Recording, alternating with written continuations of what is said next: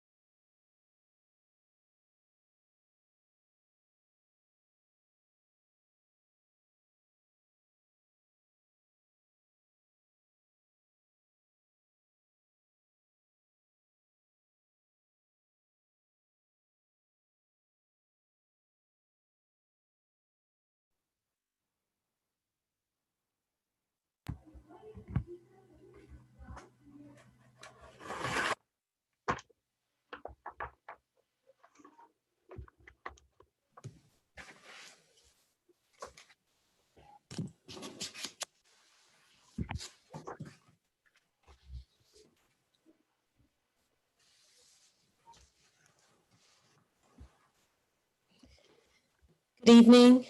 Apologies for our slightly delayed start.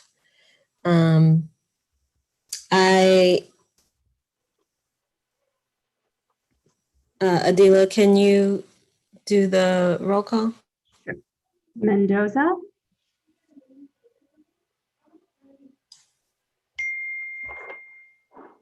No.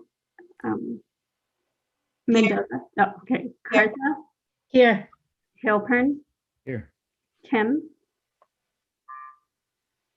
Oh, Hernandez. We'll give her a moment. Here. Lindsay Ryan.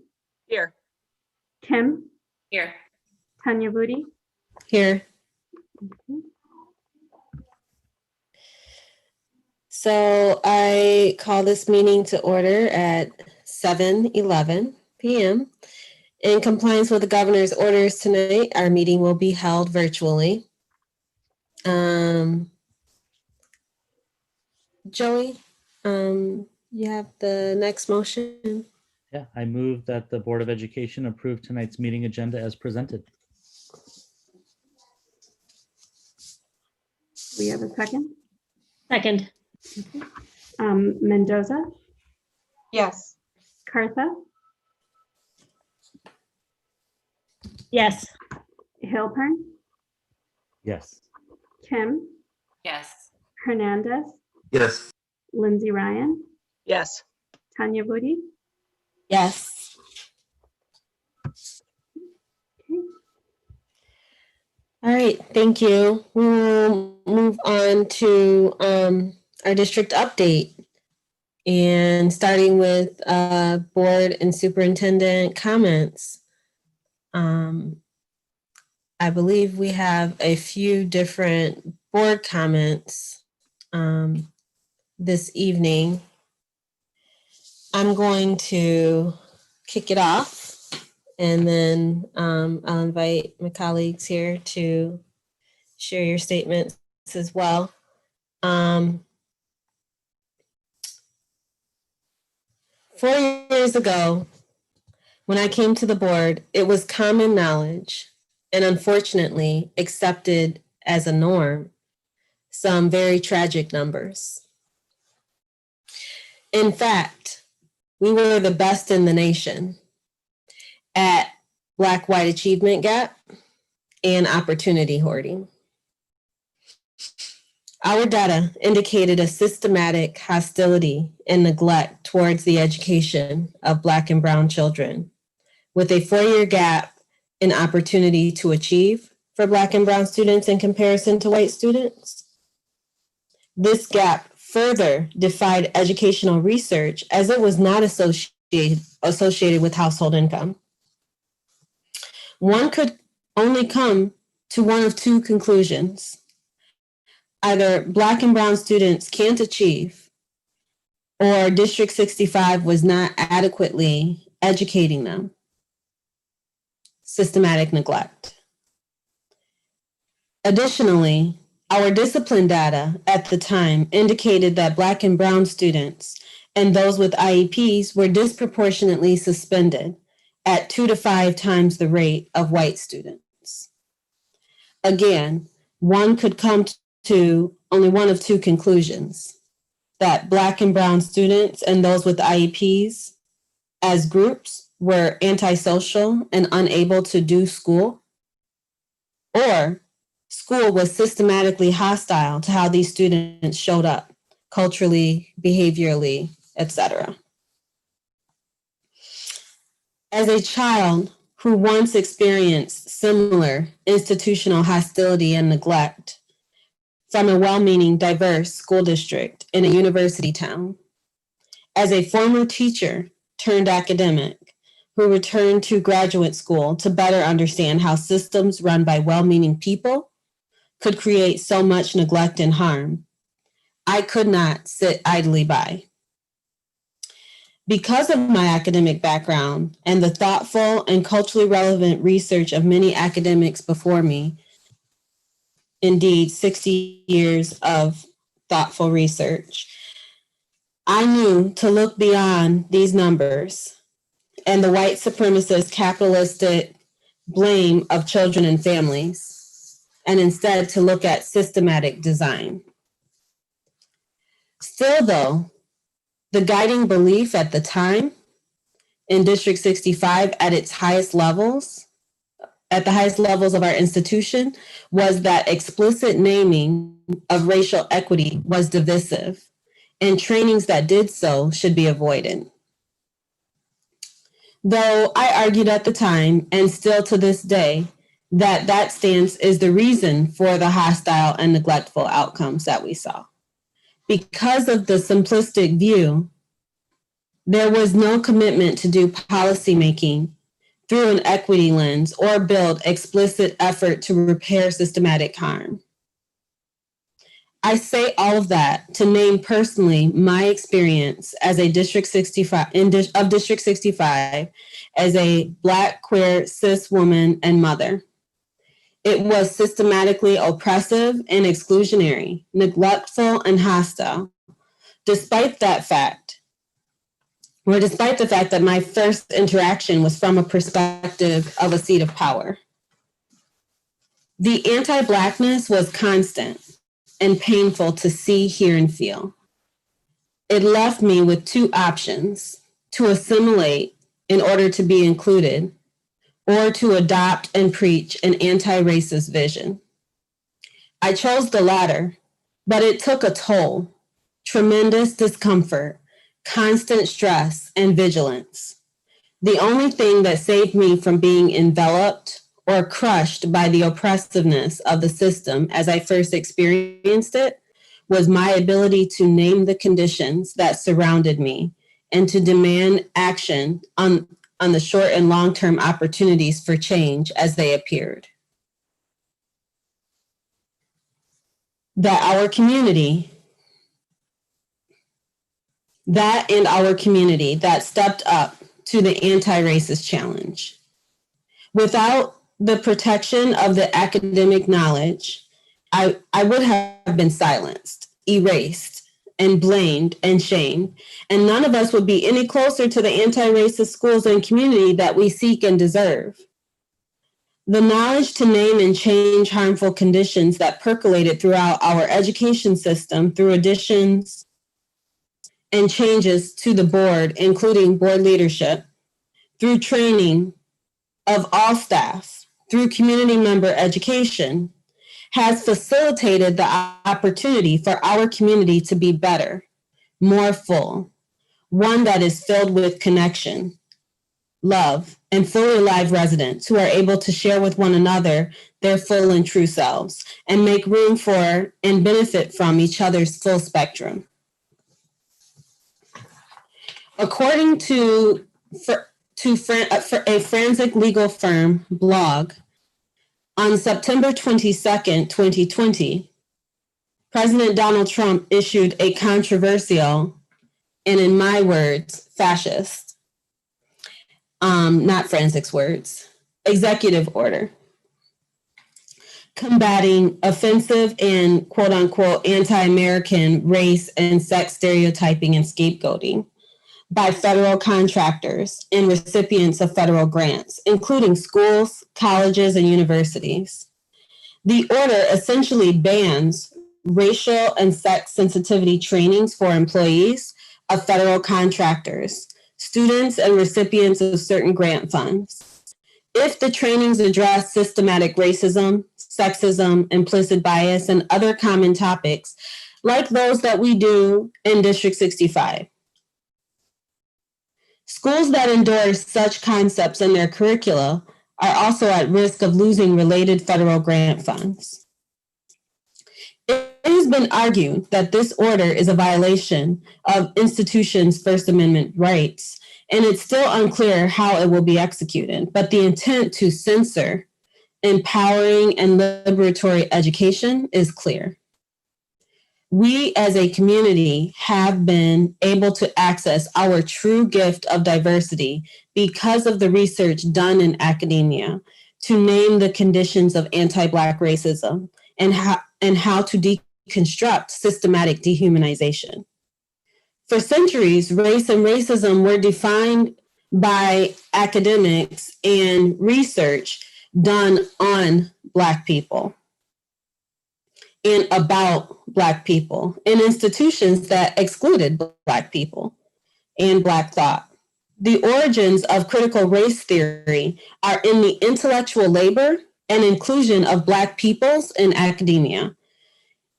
And the Trump administration is seeking to redefine language and research with a mythical characterization of race and racism. It is a fundamentally anti-Black and anti-intellectual fascist action to attempt to malign critical race theory as illegal. This declaration is tantamount to suggesting that Black liberation, in which all of our liberation is bound, is illegal. It is meant to rescind the powerful and beautiful relationships that racial equity work has opened up for our community. The gift of truly knowing, seeing, and making space for one another, the tapestry of our humanity that we have accessed, the pride that we can all have in knowing that the moral arc of our universe is bending in the right direction. Our racial equity work is a model for our nation. It is data-driven, it has been transparent, it has been inclusive, and it has produced results. The changing of experiences, the changing of trajectories, and closing of the gap of disparate outcomes in discipline. Rather than being targeted by censorship, we should be studied for replication. As a community, please hear me. This summer, we received the first explicit threats for our racial equity work. But the attack has been raging for 3 years now, with more subtle attempts at intimidation and distraction. Let me be clear. We will not be deterred. Our values for uplifting all children via racially equitable systems of education is steadfast and long. As a representative of you, our community, we are committed to holding up our community's highest values, but there is a threat at hand. We as a community will need to be equally steadfast in this fight. Let us be brave, let us be bold, and let us be united. And with all that said, vote.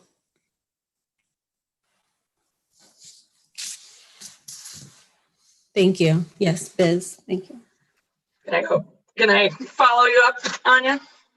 You may. I want to start by acknowledging the incredible work being done by our educators. Our superintendent, cabinet, and principals are having to pivot and pivot and pivot again. They are tasked with constantly reimagining and contingency planning every day. They've been incredibly dedicated, thoughtful, and innovative as they give so much of themselves to develop plans around every hurdle, only to have the obstacle course change again and again and again in this pandemic. Our teachers, social workers, and staff are finding ways to put their own fears and stresses aside and connect and be there for our children in ways that are so critical, all while working to master new ways of operating. I know we are all ready for a change of what seems like never-ending loss of loved ones, loss of income, loss of stability, loss of certainty, loss of normalcy. The losses are too many to count. Our lack of national management of this pandemic continues to make everyone's role, caregivers, parents, and educators, harder. The lack of leadership provides us with disappointing news as positivity rates surge around us, and we must face the reality that all of our planning and dedication, that just some things remain out of our control. While our focus has had to be and will continue to be on providing the best remote education possible and reopening schools when it is safe to do so, it's important that we don't lose sight of the other challenges that face our ability to provide an equitable experience for all of our students. It is difficult in this year, in the midst of the pandemic, to process all the threats to our values. It's hard to focus on every attempt by white supremacy to maintain itself and every harm being done to those targeted by its agenda. However, I want to take a moment to call our attention to the recent executive order that both mischaracterizes and threatens our equity work. I won't ask you to listen to all of the feelings I have about this executive order as an equity, diversity, and inclusion consultant and professor, because nobody wants to attend this board meeting for days. However, my professional lens does inform my concern as a board member. We know that racism and white supremacy are highly adaptive. We have seen hundreds of years of its ability to adapt to resistance.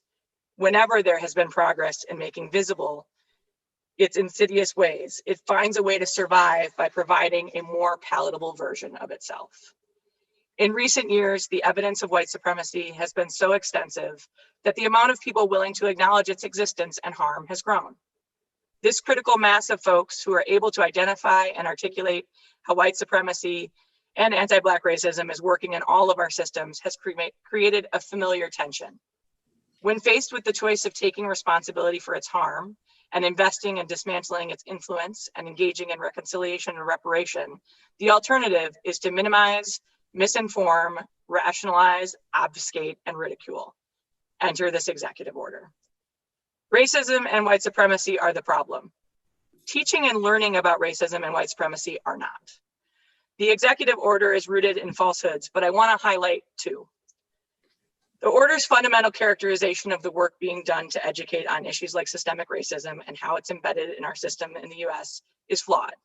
It states, this ideology is rooted in the pernicious and false belief that America is an irredeemably racist and sexist country.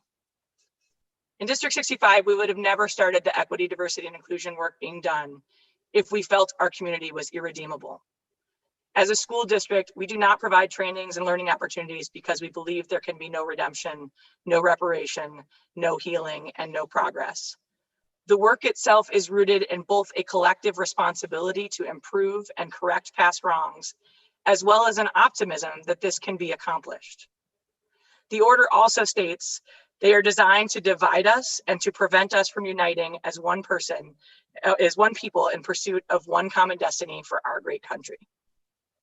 It has long been the tool of white supremacy to identify those that resist its harms, those that expose its cruelties, as divisive.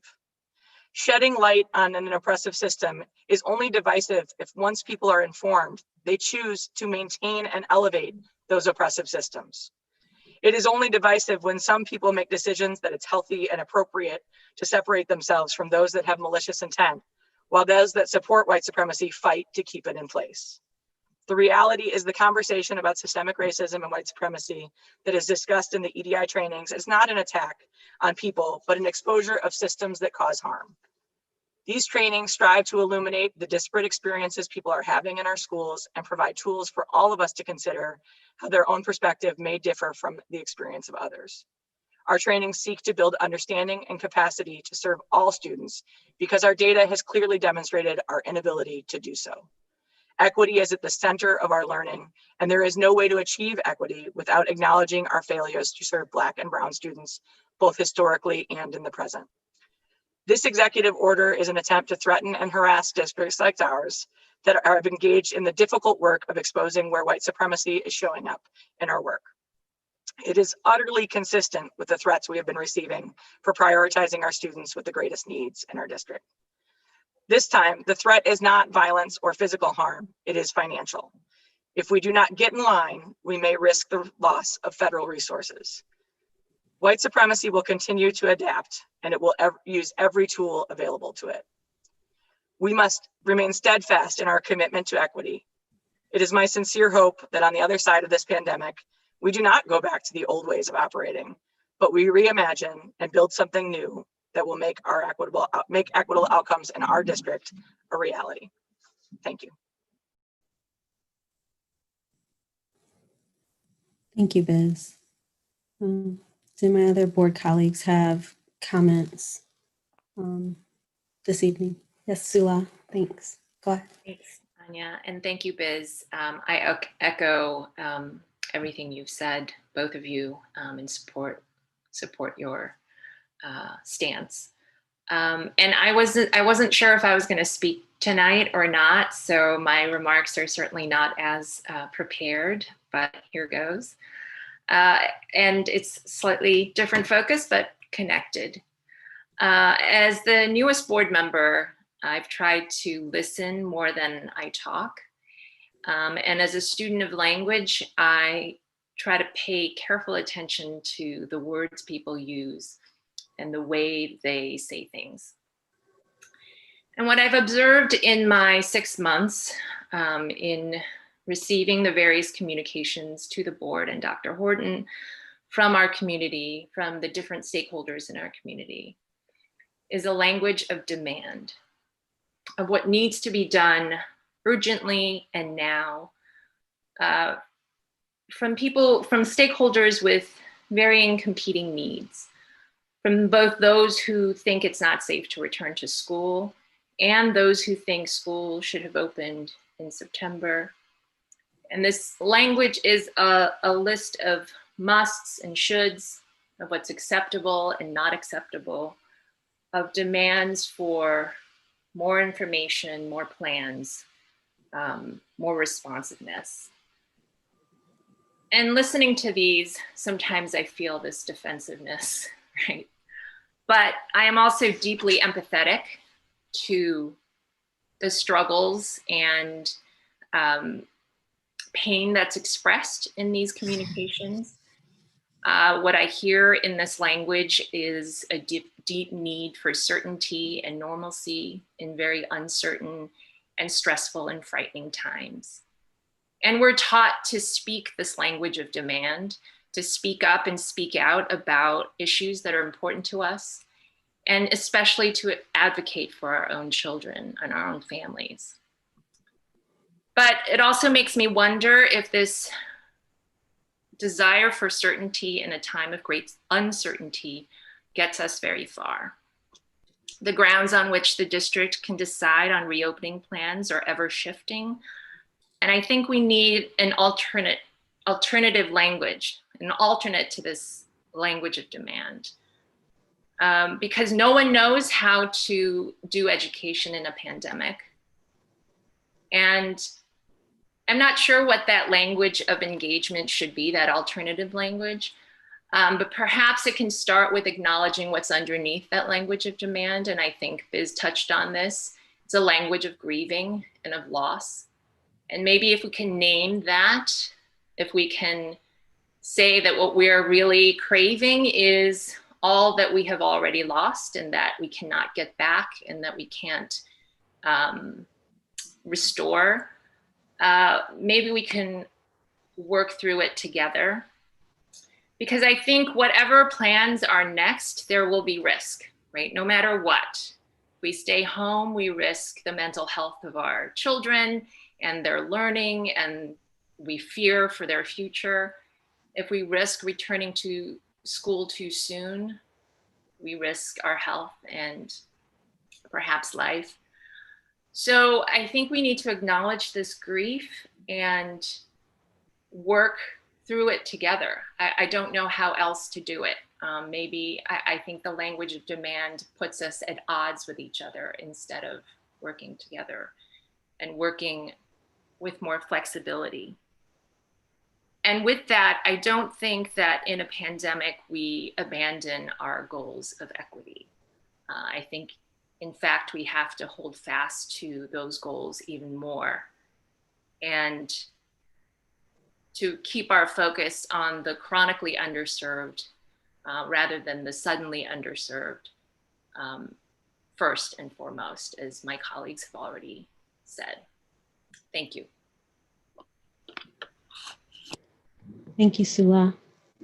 Were there any other comments from the board this evening? Right. Then Dr. Horton, turn it over to you for superintendent comments. You're muted. All right, I would like to say thank you to the school board for such great comments, powerful and impactful statements regarding our current state. I just want to say this, that we will continue our anti-racist work in our district. It's important. I don't have to, I mean, the point that was made today by our board members, I don't need to continue to beat that down because it was very clear and obvious what needs to happen. I would like to thank parents and the students from all of our schools who have poured in and supports for our work, the numerous emails you're sending myself and our team and our school board about our process of making decisions and supporting our equity focus and prioritizing the students that we selected to prioritize based off need. A special shout out to the Haven and King Arts families for really walking into the district today into the office to make sure that we were finalizing a couple of things. And a couple of weeks ago, it was amazing and heartwarming to see the messages that were written on the ground and the signs and the time you took to do that. It just really warms our heart, and it lets me know that we are doing the right work. It inspires our team, definitely inspires our board, and definitely District 65. So I want to thank you for that. We will not allow political capturing, lack of resources. We will not be there will be no confusion about what our priorities are. Confusion, when I hear those words, is often used at times to combat differences or around racism. So I want to just be sure that we're clear that that is not something. We're not going to mince our words. We're going to be very clear about our priorities. And then also we are going to begin to put our resources where we say we value as a community, as a school board, as a district, that we value equity. We have to put resources there. I would like to also now just make a statement about there's been issues and some narratives written in a local newspaper about our debate. I want to start out by first highlighting and saying that our school board was not made aware of any debate issues until they received an email, I want to say last Tuesday evening or Wednesday, if I'm not mistaken. And since then, there's been a ton of conversation, and that was the first time that it was actually brought to my desk as well. But we are in the process. We had to do impact bargaining with our union, with DEC, to decide on how we were going to move forward with any additional after-school programs, which for stipends. Thankfully, last week we finalized that. More information will be going to our school leaders. And I just also want to say this. Understand, again, the board had nothing, they were not involved. So when the information came to them, this was the first time, and they were seeking what happened, and as well as myself. And once we realized what happened, we had two principals at two of our middle schools that were fully aware of what was happening, but there was transition with the principal at Nichols. So the time in which this information was out, and the principal Nichols that's serving this interim, he was not aware. So I had to really get down to the center of what caused the confusion, and that's where the confusion stemmed from. But please know that we do value debate. We do value the voice of our children, but we cannot allow anything to move forward without us having an agreement with our union. That's a part of our process. That's a part of our structure and our policy regarding that. I can tell you this, that debate will continue, but it was just a matter of this timing. We had to get past our impact bargaining. A statement I would like to also make about our decision, which was really hard, is getting harder and harder every time as we get closer to toeing the line and opening up our doors for our students. We could not open our doors this week for our specialized program. I know many of you all who are paying attention realize that Friday we had the highest number of COVID cases in the state of Illinois since the pandemic actually first came back in late February, early March. And then Saturday, we had the second highest day. These are there's a lot of unknown, and I will rather caution the superintendent, as our core value said, on the side of health and safety anytime. There's research that says that children are not carriers, or they can't get ill, but there's also research that says that they can. So I will not gamble with any child's life. We will not be known as the team that open up our doors out of fear or uncertain times, and someone happens to get sick or ill or pass away. We are still continuing to work and bargaining with our unions to be sure that we have a plan when we can open our doors. On October 30th, we will be actually sharing our process and updating the community on if we can open for November 16th. So please stay tuned. We're doing our best to communicate. And that is something that is very hard. If everyone has gotten a copy of our Reimagine document that we shared with our teachers, our staff, our community members, we are still living by those guidelines. And I just want to share one other piece regarding our decision to return, or our plans for if we're going to return, looking at our metrics. We've made an adjustment because we saw that schools were able to operate with the 3%. So we are looking at a 7-day rolling average, 7 out of 10 days positivity rate. That must be 8% or lower. Surprisingly, it's right in that range. It has jumped quite a bit. Reduction in hospital capacity, threatening surge capabilities, ICU capability, and medical surgical beds under 20%. As I go through these, our numbers in our region and some of these categories are still above what the number should be. Any of the following: positivity rate exceeding 3% in attendance area zip codes, and the advisement from the Health and Human Service Department of Skokie, of Evanston and Skokie, to suspend in-person learning of any public related reason. And we're also looking for, if we don't have PPE or cleaning gear enough to support our staff and our students, if we don't have the staff, those are other reasons that we would definitely have to shut our doors. But most recently, as the governor has announced this Wednesday coming up, our region has been, including Evanston, will be moved where restaurants and bars are going to have to go back a step. And I'm sure most of you all are familiar with that. I want everyone to know we miss our students and we want our students to be in school, but we also don't want to jeopardize the lives of our students, our families, and definitely not our staff. So bear with us as we continue to work, like many of you have. The emails, the good and the bad, we take them all, and we're trying to be sure that we communicate consistently. But please be reminded that this is not something that we have asked of to come into our world of COVID-19, but let's be respectful with how we're communicating. That can go a much longer way, as our teachers and our staff and administration and board, we're already under a lot of pressure right now. So now I would like to just transition over. There was some questions last time regarding transitions for our kindergarten students and what were we doing to make sure that they can transition from one activity to the next during their lessons. And then also what were we doing to make sure that our 6th grade students will become acclimated and socially connected in their schools. So I want to pass this over to Dr. Kilgotti and Mr. Little so they can walk through a presentation, very high level. And of course, if there are questions, we will be able to answer them. So thank you. Take it over, Andalib. Great, thank you very much. Terrence and I will be sharing some notes with you. Adila, should I just hit share on my screen? Yeah, you should be ready to go. Okay. Do that.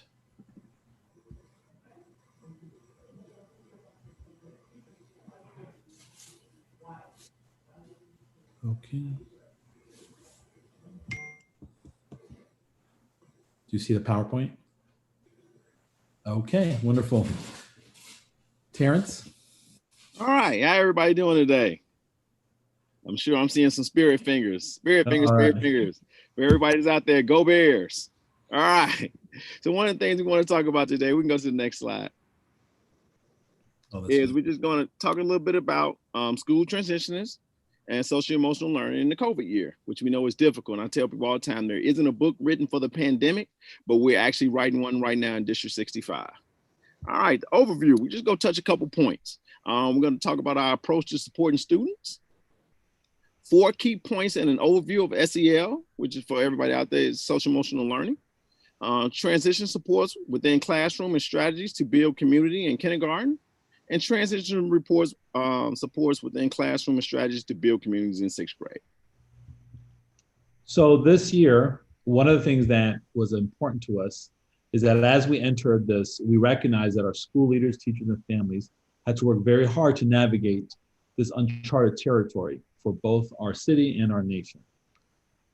Based on the lessons learned this past spring of 2020, the focus was to be able to improve how students experience community and school, regardless of the setting, whether it was a virtual or in person. It was important for us to think about the way in which we brought together our community. And to that end, we engaged District 65 educators, drew from stakeholders' feedback, and really developed new practices and protocols to start the school year and continue in the way in which we think about the work in the kindergarten and all grades experience school. In this presentation, you're going to hear really some high-level reflections. And to that point, one of our key guiding principles is that we welcome your feedback. We know that, as Terrence mentioned, this is a new experience for all of us where we're navigating uncharted territory. So what you're going to hear tonight is some of our best efforts from our kindergarten teachers and school leaders and our 6th grade teachers and school leaders as they think about how to support students in various spaces. Now, if anything does not jive well or feels different, we welcome your input, particularly to our school leaders so that they can continue their improvement process. Our SEL roadmap this year was really about thinking about the way in which we were bringing trauma-informed practices and thinking about these practices in the context of a blended space. It's at the foundation of the social emotional learning practices that were provided to our teachers in professional learning to start the year. All right. Now on this slide, all we're doing is just want to show you and give you a good idea, just a visual aspect of our daily SEL check-ins. So you'll see that in some class, well, actually in all our morning classroom, there's a daily check-in. In some other classrooms, we have them throughout the day, and definitely when they're leaving the school building, we actually like to do one at the, well, not the school building, when they're leaving the Zoom world, we like to have one at the end of the class lesson. So what you just see now, we like to see, are you happy? Are you sad? How are you feeling? Some are just check marks. Some are fill in the blanks. Sometimes we put them in groups so they can talk to one another. But these are just some examples of some of the SEL check-ins that we are doing.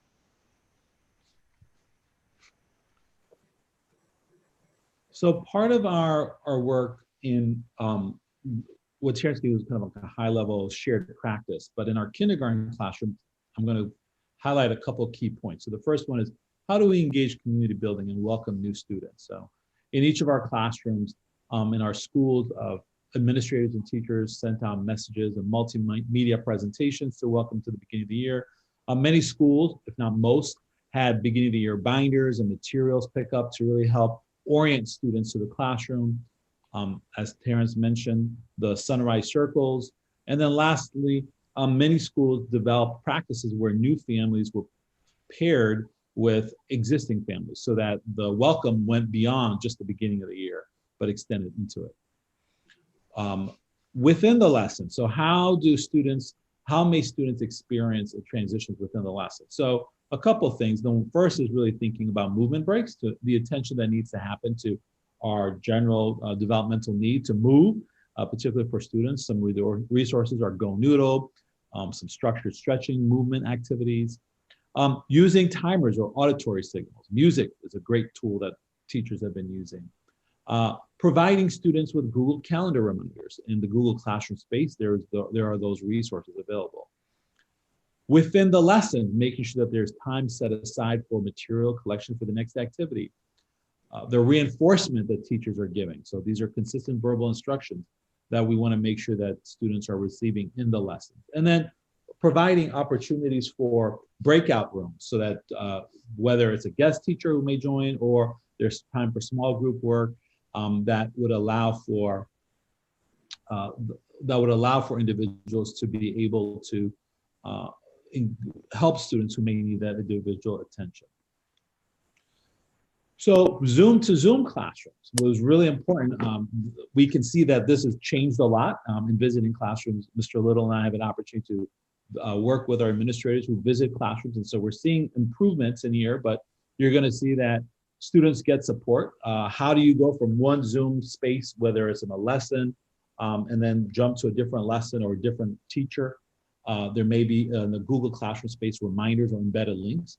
Many times our teachers are guided to make sure that they're sending those links in their weekly messages to families.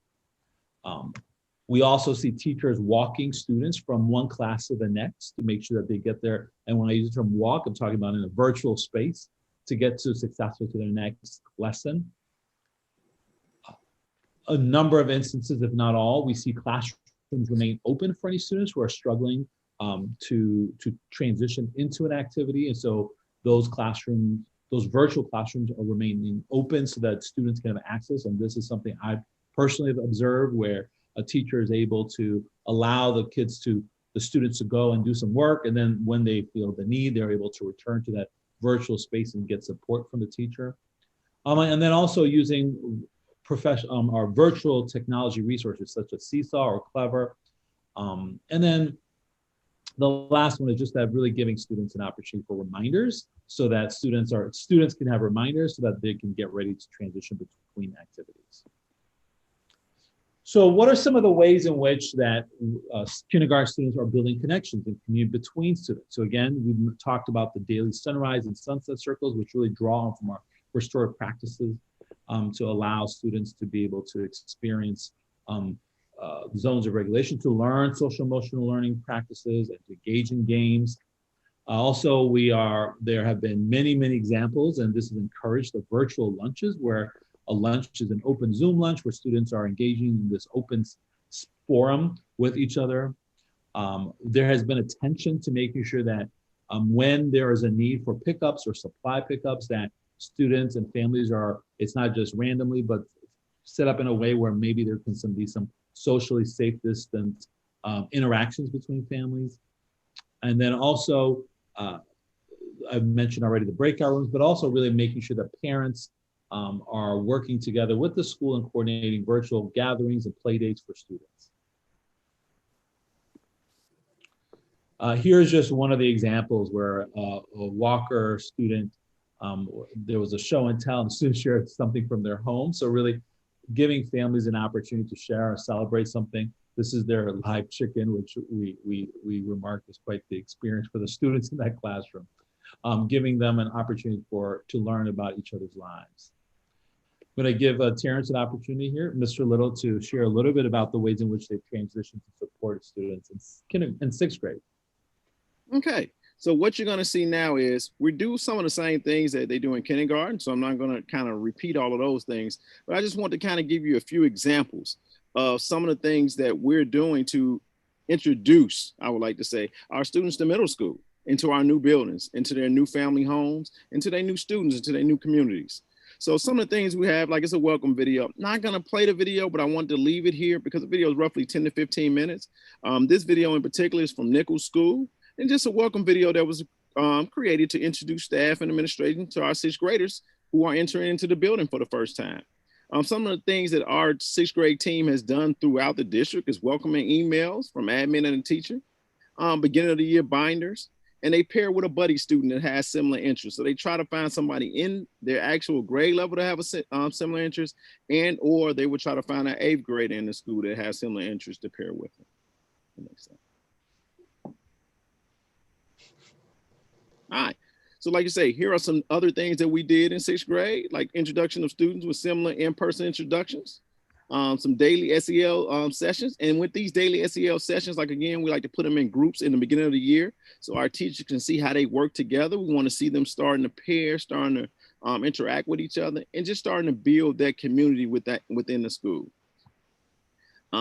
We also picked up, you can go back. No problem.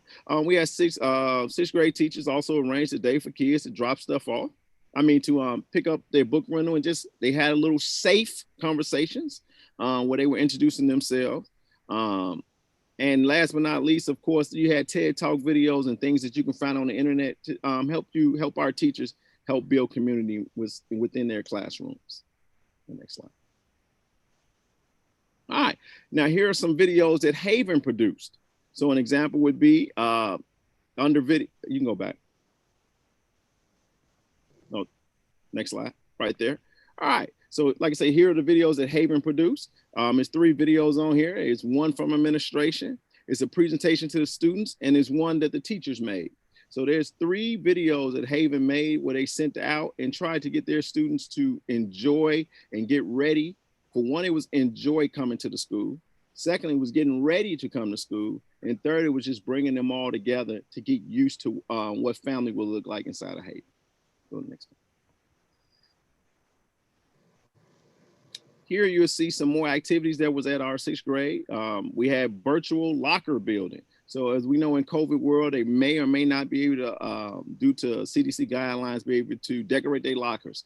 So we were able to find an app and a website to where they could do virtual lockers. So this is an example of them just being able to be welcome virtually inside the school. And not only that, it gave the teachers an opportunity to see the personality of the students. So that way, when they're teaming them and they're doing things inside their lesson, they had an idea of what the students liked.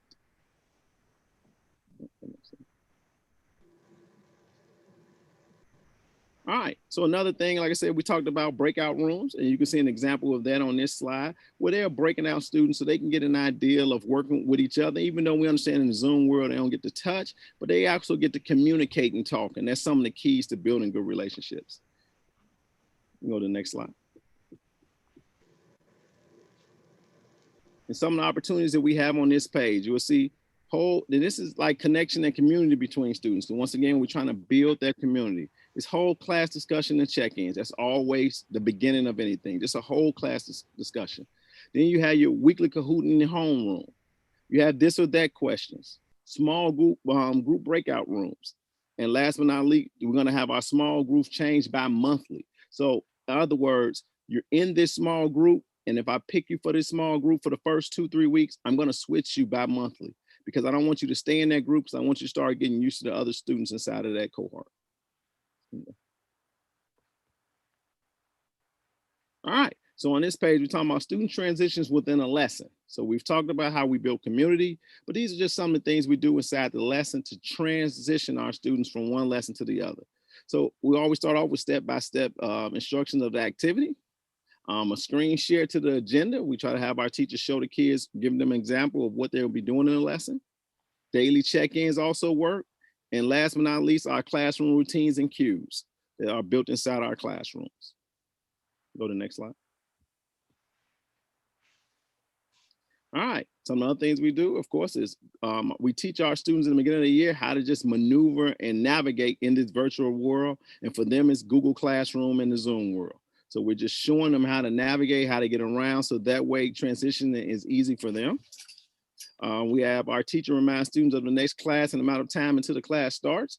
So we make sure at the end of that lesson, when they transitioning from their Zoom classroom to the next Zoom classroom, we want them to have an understanding, hey, this is how much time you have left, and this is what time you have to start over there. Students created a schedule document with all their class links, so that way our students have on their document each link, so they're not looking for it, they just go and click and click and click. And last but not least, we have our students engaging in closing activities / rituals. I think that's the last one. Yep.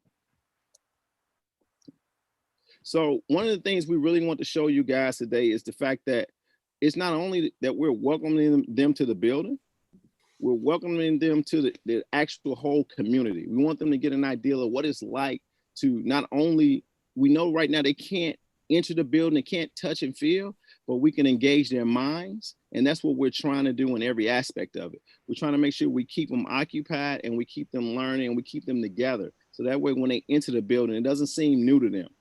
That's one of the reasons why we have videos sent out where they can see the principal in action. And a lot of our videos are taken from home.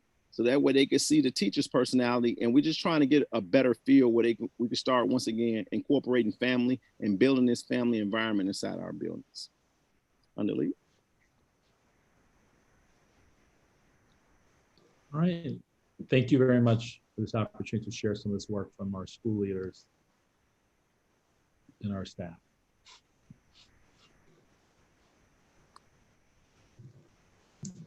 All right.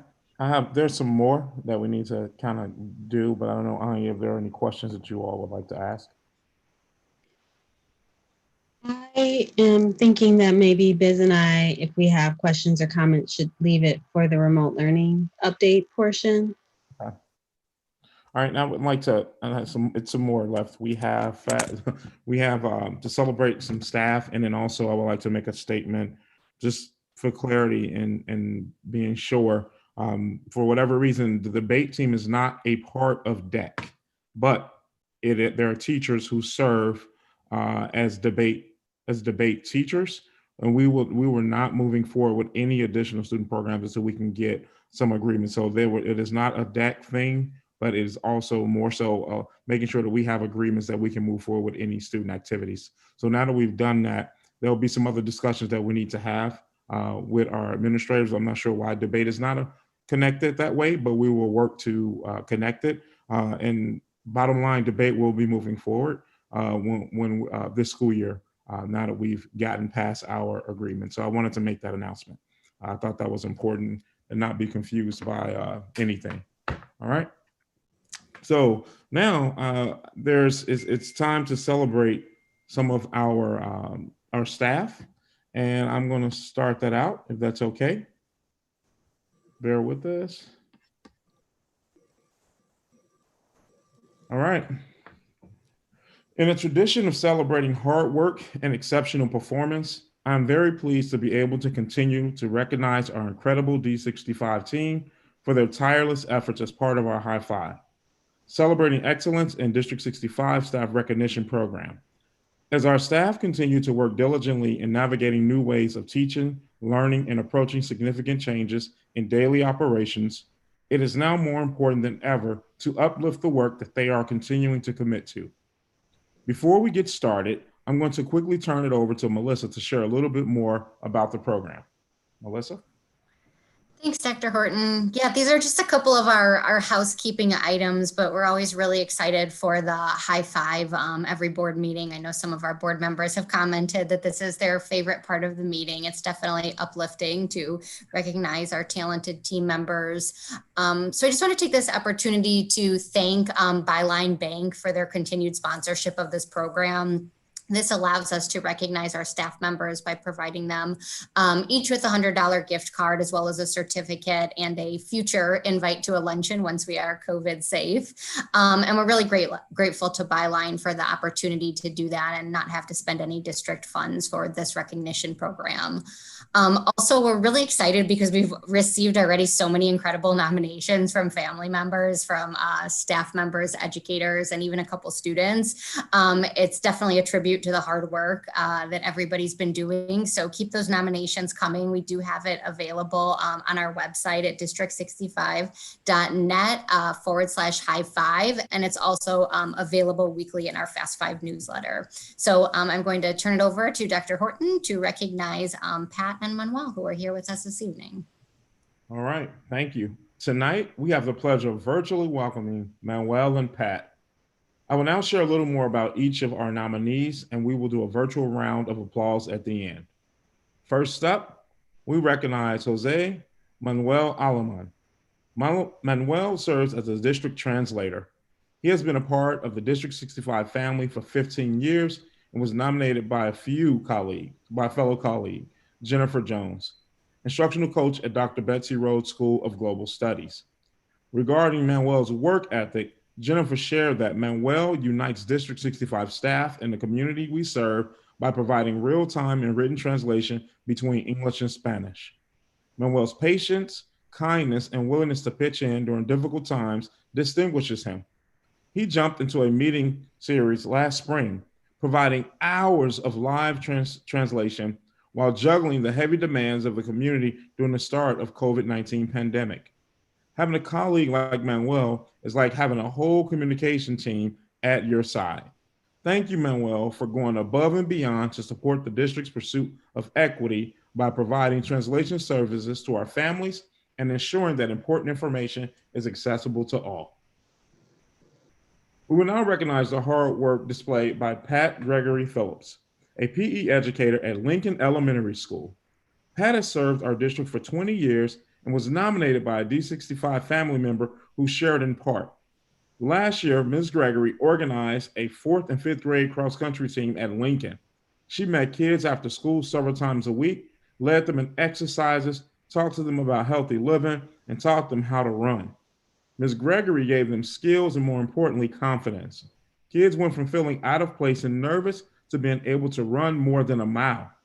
The pride she instilled in the kids was amazing. When it came to time for cross-country meet, Ms. Gregory was so encouraging and supportive that she could have led an entire cheering squad by herself. After school closed in March, Ms. Gregory continued to stay in touch with kids personally. As school restarts virtually this year, Ms. Gregory works tirelessly to bring physical education to the virtual setting, which has to be one of the most challenging things possible. And somehow, like a magician, she manages it. Ms. Gregory is so creative about finding ways to reach students and keep them engaged. She knows the limitations of doing PE from home and yet betrays none of this to her students. She throws dance parties and gets even the shyest kids to groove. Ms. Gregory inspires her students to be strong and healthy and to have confidence in their bodies and abilities. She is extraordinarily generous with her time and attention. A kid in her class has found the luckiest home for the physical education, and we are so grateful that she is part of the Lincoln family. Thank you, Pat, for always finding a way to connect with your students, regardless of the learning environment. Your dedication to your students' academic and physical well-being is inspiring to myself and so many others. Well, I wish we could shake both of your hands on a job well done and present your certificates in person. We're going to have to settle tonight for some virtual high fives. Your certificates will be sent to your building for when you return in person, and your gift card will be sent electronically. On behalf of the school board and our entire leadership team, I want to thank you. Thank you for always putting the needs of your students first. Can I get a round of applause for these incredible individuals?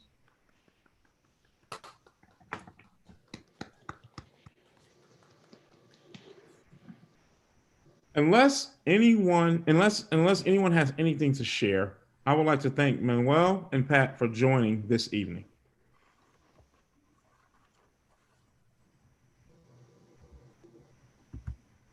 All right. Thank you.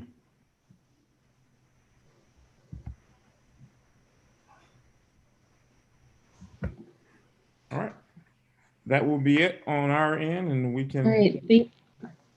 Thank you so much. That I know I'm definitely one of the board members who has said that this is my favorite portion of our board meetings. We are so proud and so grateful for the gift that we have in having y'all's presence and what you pour into our district and our schools to make them truly communities and opportunities for well-rounded learning for our children and families. Thank you all so much. Hope you feel honored and appreciated. That's certainly our intention. I'm gonna move on to the next portion of our agenda, which is public comments. Due to the current state of emergency, the District 65 Board of Education will be conducting virtual board and committee meetings and adjusting the method of public comment as allowed by the Public Access Counselor. Any member of the public wishing to provide a comment to be read at tonight's board meeting was asked to email the board secretary by 5 p.m. today. And Adila? Great, yes. We have a few public comments, and I'll start with Emma Ringstad. She states, "My name is Emma Ringstad, and I am an alum of Bessie Rhodes Middle School and Evanston Township High School, and I currently attend Northwestern University. In 6th, 7th, and 8th grade, as well as throughout high school, I competed in policy debate. My participation and competition in debate was perhaps the most influential experience of my life. Being a debate, particularly in my youth at Bessie Rhodes, taught me to be confident, clear, and brave. It also taught me important critical reading skills and argumentative writing skills that I have benefited from throughout my education. I am certain that without debate, I would not be as accomplished nor as driven as I am today. It pains me to think that the debate program in D65 may not continue. I know that participation in debate would be one of the most beneficial experiences for any student in District 65 and would equip them with skills that they would use for a lifetime. It also confuses me that a school district focused on the advancement of their students' education and the students themselves would even contemplate the idea of ending a program so central to education and learning. If you choose not to fund the program for whatever reason, which forever will remain a mystery to me since your annual budget is over $100 million and the program only costs approximately $18,000, do not elect to cancel the program entirely. Allow the programs to continue and fundraise the money themselves. In my opinion, and the opinion of my fellow D65 debaters, I am sure if the district chose to cancel the debate program or withdraw funding, they would be committing the biggest wrongdoing in their history, and they would be actively disadvantaging their students. Sincerely, Emma Ringstad. We have another comment from Michael Yarev. To Dr. Horton, District 65 school board members and administration, I am one of the parent coaches for the Nichols Middle School debate program. I had no aspirations to be a debate coach, but when a confluence of events led to the team not having a coach, I knew I needed to step in. Otherwise, the kids would lose a critical program in a year where they've already lost so much. So now I coach debate 2 to 4 times a week. Depending on our tournament schedule, work full-time, guide my own 2 children through remote learning, and generally feel like I'm on a never-ending treadmill that I can't escape. I know I'm not alone in that feeling these days, and I am fortunate because there are those that have far more challenging situations. That is how much I believe in the benefit of debate. But ever since the prospect was raised that the district may not fund debate, it's not debate that has been consuming my thoughts, but the question of how can we work together to benefit more kids. What you may not realize is that in the middle of this pandemic and resurgence of the Black Lives Matter movement, parents across the district are grappling with the question of what can I do to help? You have this amazing untapped resource at your disposal if you can engage the community and seek to leverage this historic moment. While we are tied up asking when and how will kids return to school and will we be able to fund school-sponsored clubs, are we missing the opportunity to start asking how can we change the landscape when we do go back to eliminate the achievement gap? I can't speak for the entire community, but I do know that there are many members of the community, like myself, that want to see every child in the district succeed. How can we get creative, I dare say radical, and imagine something new for the return to the classroom? My concern when you won't engage directly with me or on a small issue like funding for debate, I've reached out twice, is that you don't see me as a partner in this. And it's that if that's the case, you're missing out on leveraging me and people like me that are ready to be part of the systemic solutions. We need to fix the systemic problems we face. So today I'm advocating not just for debate, but for a new collaborative approach with the community where we dare to be audacious in our thinking around what is possible for all of our children. Michael Yarev. Our next comment is from Mary Esther Ing. Dear board members and District 65 Board of Education. Good evening. My name is Mary Esther Ying and I am a 7th grader in Nichols Middle School debate team. This last Saturday would have been my first debate tournament this year, and I was excited to spend the day arguing in the least aggressive way possible. I started debate as a way to get better at understanding the different sides of an argument. Normally, when 2 people or groups disagree on a certain topic, the conversation that follows is less than civil. Debate was a way out of this problem. It showed that you could learn something new from every side of an argument, and it's taught me to be open-minded about many things, which is great in a world that is deeply divided. This year's topic, criminal justice reform, is especially important now in the wake of horrific cases of police brutality happening this summer. Last Wednesday, I heard from my debate coaches that the district was not able to fund all District 65 debate teams. We as a Nichols community have the resources to cover all funding if need be. But other schools don't have that luxury. Some schools don't have a coach to lead their teams, or the funds to be allowed in the debate tournaments in the first place. Due to this, some of the District 65 schools have been unable to participate in debate this year. If Nichols were to enter the tournament when other schools couldn't, the situation would be inequitable to all involved. For this reason, we decided to pull out of the tournament. We, as the Nichols debate team, ask that you do your best to bring back funds for all debate teams. Some schools shouldn't have an advantage over others, and when you are the person with the advantage, it's your responsibility to step back and acknowledge it. If there is any way that Nichols or Evanston as a whole can help solve this, I know we as the debate team are willing to help, and that if we alerted others to the cause, I'm sure we could get others wanting to contribute as well. We just ask that in return, you can work towards guaranteeing equal opportunities for every school, no matter how much or what type of resources they have. This is the perfect chance to show that we care about equity and that we work towards what we talk about in our classes. It will also give others a chance to join debate, which I know from experience can really help you in these trying times. Knowing the troubles of the global pandemic, I understand reaching a solution could be tough. If we know that you are trying your hardest to solve this problem, that will be good enough for the time being. We just want you to be aware that this is a challenge that we're facing. I hope you have a good week and that you're taking care of yourselves. Mary Esther Inc. Next comment is from Max Layden. Members of the board, my name is Max Layden. I am a student pursuing a double major in politics and economics at New York University. I'm also a graduate of Dewey Elementary School, class of 2012, and a graduate of Nichols Middle School, class of 2015. I was also a member of the debate team at Nichols and continued to debate throughout high school. I helped coach the Nichols team my junior and senior year of high school. I'm writing this message because I've heard that the board is considering removing debate from the District 65 middle schools. This would be an incredible disservice to your students. Debate taught me invaluable research skills, persuasion, and made me curious about the world around me. As a middle schooler, it was difficult for me to find meaning in the material taught in my classes. I know a lot of my friends felt the same way. This was never a problem in debate. I knew that how well I performed in debate rounds directly correlated to how much I learned about the topic. Instead of playing video games or watching TV, I went home and studied my files every chance I had.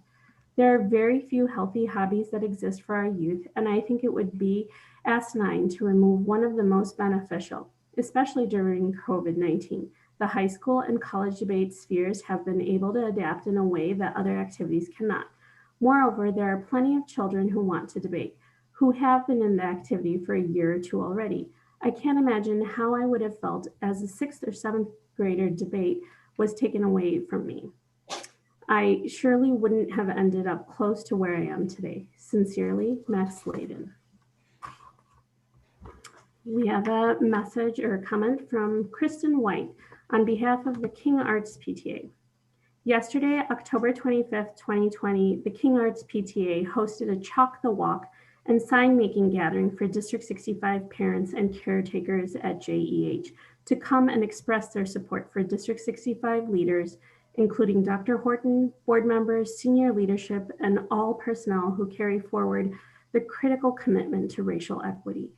We know the last months have been an extraordinary period through the enduring legacy of racism and white supremacy in our country are not extraordinary. In fact, they are mundane in their powerful presence in our everyday lives. We stand with you in steadfast support to center the needs of Black and Brown students currently and moving forward. In our own school, we see the impact of an opportunity gap for our beloved Black and Brown students, and we are 100% committed to doing whatever we can to dismantle the systemic inequity that harms our children and families. We see the courage in our own school leadership to honestly name and confront these inequities.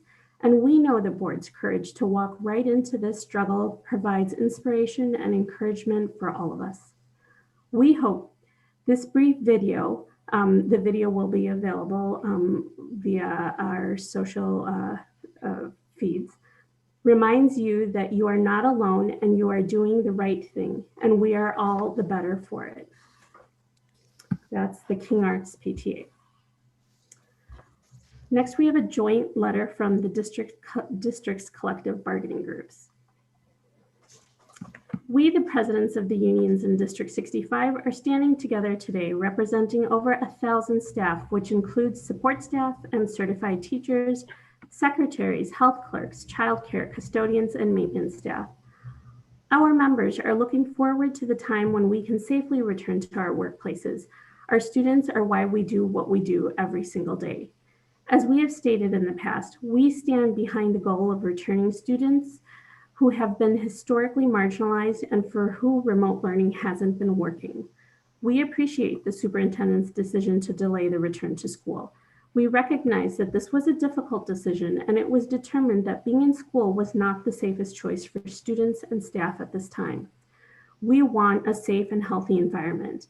We want a well-designed and carefully crafted return, one that will provide consistency and not lead to a disruptive retreat back into remote learning. We know this can be done. We continue to request the district put in writing its plans to keep students safe while at the same time creating the best environment for them to learn in. We can't afford to have an incomplete plan. We need to get this right. We are grateful we have an additional 2 weeks to work on the plan. That's why we are here tonight speaking on behalf of hundreds of employees. We are calling for transparency in the return to in-person process. We are ready to work with you so we can all be safe. Specifically, we are requesting training such as best practices for using PPE, safety, and cleaning procedures be available before in-person learning begins in order to keep our school community and the Evanston community safe. We are requesting written confirmation that all buildings where staff will be working with other staff or students that ventilation and air quality will be up to CDC standards for students and staff returning in person. Further, we are asking how this will be monitored as the weather conditions change to ensure safe ventilation and air quality. Finally, how will this information be shared with all families and staff?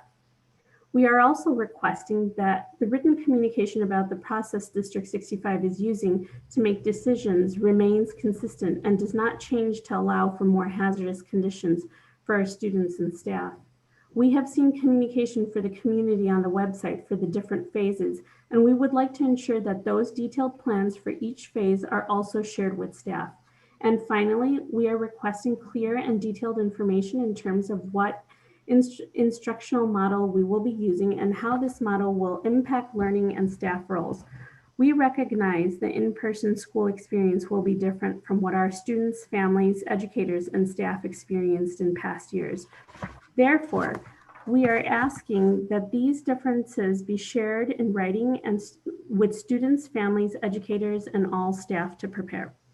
We are asking for all these things tonight because we want to successfully return to a safe and healthy environment, an environment where we won't find ourselves needing to exit back into remote learning and disrupt student learning.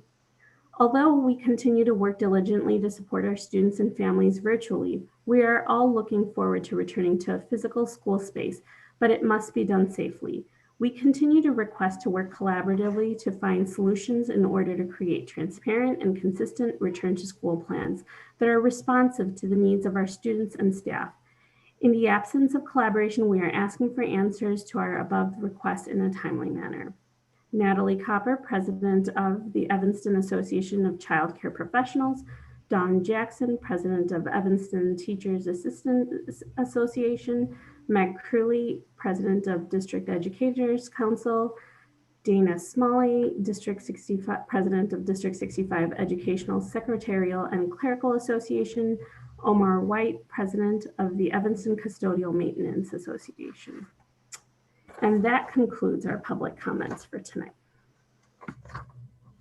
Thank you, Adila. Sunny, the next item on the agenda.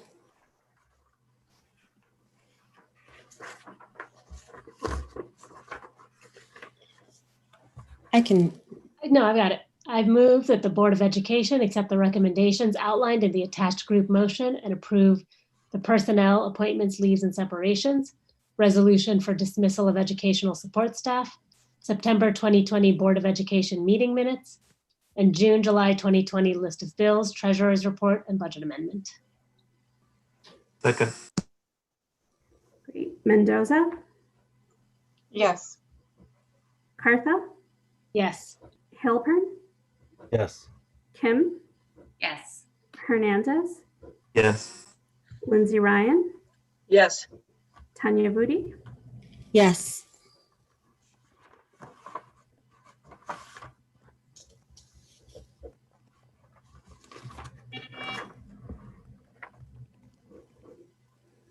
All right. I have the next motion.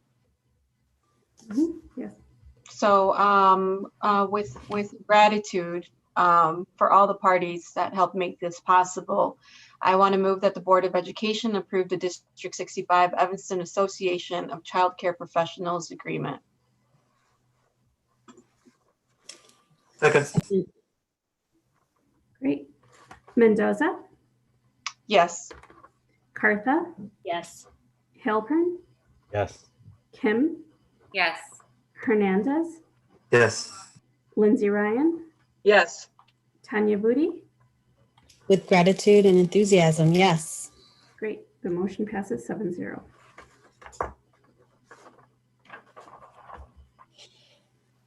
All right. And next on our agenda is our monthly remote learning update.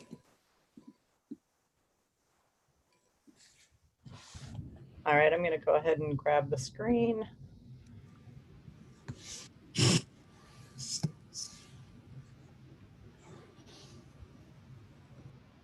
All right. Let me get us set.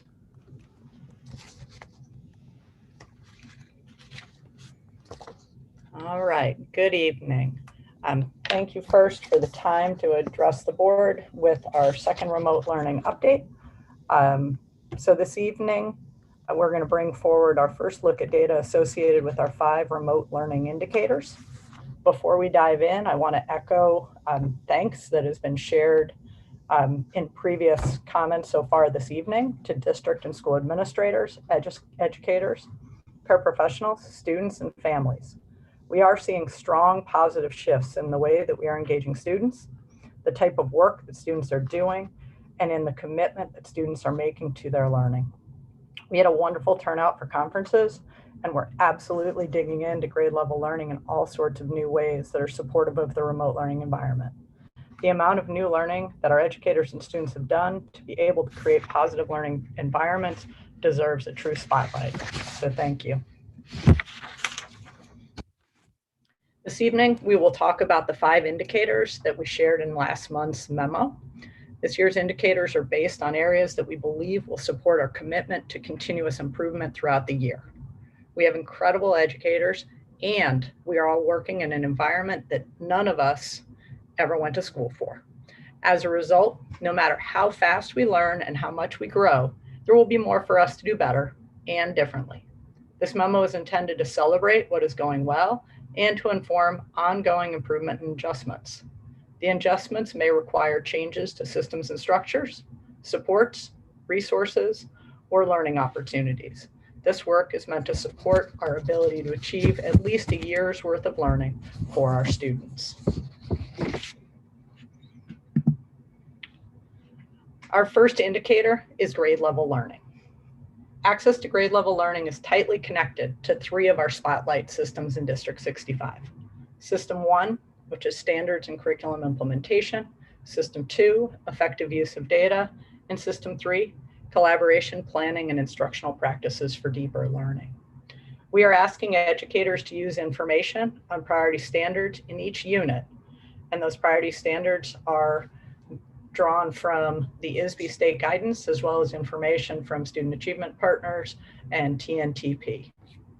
We're asking educators to lean on those priority standards in each unit and blend that with knowledge of the students gained through pre-assessments and formative assessment to engage in unit planning and sequencing to meet the learning needs of their students. Therefore, educators are not on the same lesson on the same day across all our classrooms. Yet, to ensure that we do expose students to the necessary grade level learning, we've established unit milestones to inform pacing across the units. This allows us to balance educator flexibility and decision-making within the units with the need to make sure that we are exposing our students to the necessary grade level learning across the course of the year. In the data that's shared in the memo, we show that ELA is closing out their first unit. We took 2 weeks with a strong focus on social emotional learning in our literary spaces and community building, and then initiated our first unit. And this is pretty typical of our beginning of year literacy practices, but we did create more space this year in light of COVID and remote learning to support that practice. In some cases, you'll see kind of a first 20 days practice in other districts. As a result, we haven't closed out our first units. We're in the process of giving those assessments now, and we hope to be able to share kind of the completion and pacing rates in our next memo. For math, we have some grades that have completed the end of module assessments. The initial data indications in our monolingual classrooms are strong with high levels of completion of those unit assessments.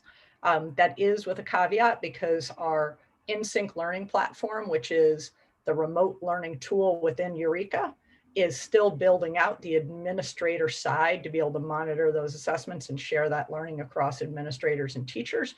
So that was gathered through assessment, through survey information from our educators.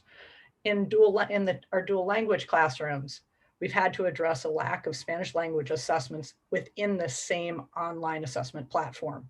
Eureka Math does provide Spanish language assessments, but they are not yet in the remote learning platform where we are giving our assessments with Affirm and Equip. Equip is the pre, Affirm is the post. We have worked to address this issue. We have taken the Spanish language assessments from the curriculum and we have built them into an assessment platform called Performance Matters. But that solution took time, and it is an additional step with our TWE educators that we regret.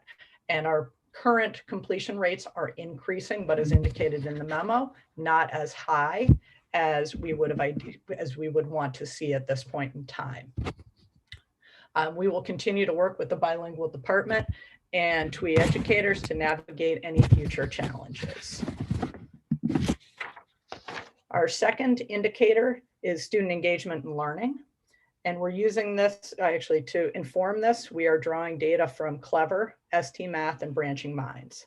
Clever is our single sign-on portal where students in kindergarten through second grade go to log into Seesaw daily, and where our students in grades 3 through 8 access a wide variety of learning tools, including our core curriculum from Great Minds, which is Eureka, and Study Sync, which is our middle school ELA curriculum through McGraw-Hill. Additionally, our students will access additional learning platforms like IXL in the middle school, Reading A to Z, Newsela, ST Math, and Tinker. And all of these are complements to our core curriculums that support asynchronous learning as well as supplemental learning for our students. Let's see. So our Clever data indicates strong and consistent use of our learning platforms. The screenshot in the slide today indicates that 97.1% of our grade 5 students have accessed Clever over the past month. And the reason we chose grade 5 in this situation is that grade 5 is a classroom, actually is a Chrome-based platform. Our students in 3rd, 4th, and 5th grade are using Chromebooks, and our Clever analytics gather more reliable information from either the Chrome browser or our Chrome tools. So we chose to focus in on 5th grade, and we'll continue to track 5th grade since that's the more reliable data set. The other graph that was provided in the memo was about Clever use across all grades, pre-K through 8th grade, and it showed 91.8% of the students accessing Clever tools across all grades. And as we shared last month, our usage is much stronger in K-5. It's growing in pre-K and it's growing in middle school, particularly now that Study Sync is in Clever. So it is a couple other things to draw out about this data is that the consistency of usage across the weeks, please note that the dips are our weekends, but the consistency of usage over the 4 weeks is also a strong positive indicator about consistent engagement for our students. The memo also shared our ST Math usage, which is up significantly from last year, but not yet where we want it to be. ST Math has learning assignments that are aligned to our Eureka Math curriculum. And so for families that are supporting our kids in ST Math, there are 2 pathways.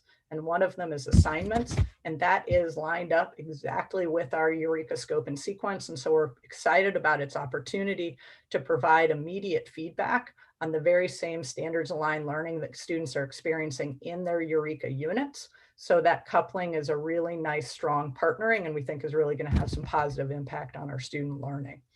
The final piece of data and student engagement was information on essentially our remote learning plans that we're creating in Branching Minds, which is our student support system. And educators are being asked to create a plan if they have students that they're having challenges after multiple attempts to engage, to keep them engaged in learning. And we saw there that we have 39 students that have been identified for additional support, and 5 of whom have home-based support plans, which is our next layer of support. And we'll continue to monitor those plans to see, one, whether we're making progress in closing those plans out, and then to see if we have additional numbers of plans that are coming forward.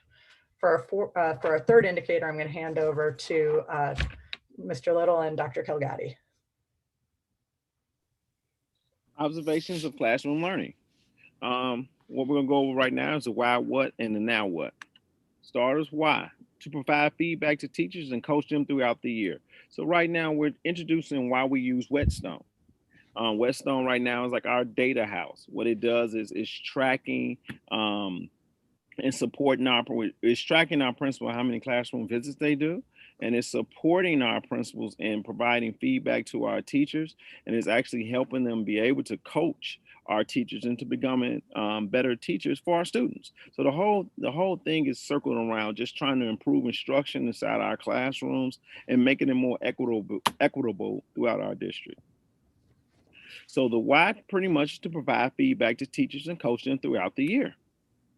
The what is to significantly increase the amount of feedback received by educators from school leadership to improve the quality of instruction seen during daily walkthroughs. So in other words, now we want it to be something that the teachers can always go back to, they can always check on, and they can keep teaching them and keep helping them improve their instruction. It's not something that is said, it's something that's in black and white, so they can always go back to it. And last but not least, now what? School leaders will collaborate with teachers to develop cycles of improvement that help to accelerate the reduction of the opportunity gap through effective coaching. So what we're trying to do is to have our principals put our teachers on what we like to call development cycles, where we're developing that lens for our principals.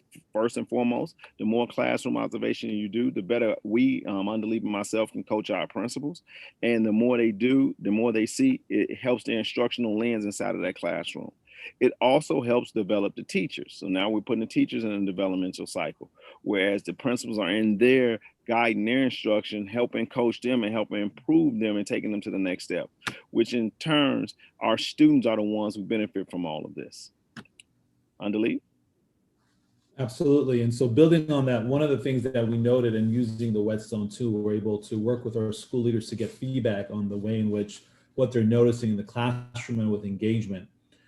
As we've noted, are we seeing rigorous and grade level instruction? And so in this realm, teachers have used beginning of year data from the MAP assessment tools, from the MAP assessment, as well as other assessments to really begin to provide that high level instruction that needs to be happening. One of the things that we know is that we've adopted a new curriculum in the Eureka math curriculum. And so while it's been a challenge for our educators, but through the daily interaction between our school leaders and teachers, able to really identify where there are challenges and gaps and be able to really provide support to educators in starting to pick up the pacing that needs to happen. Student engagement has been a continued priority. Principals are observing really that they're seeing that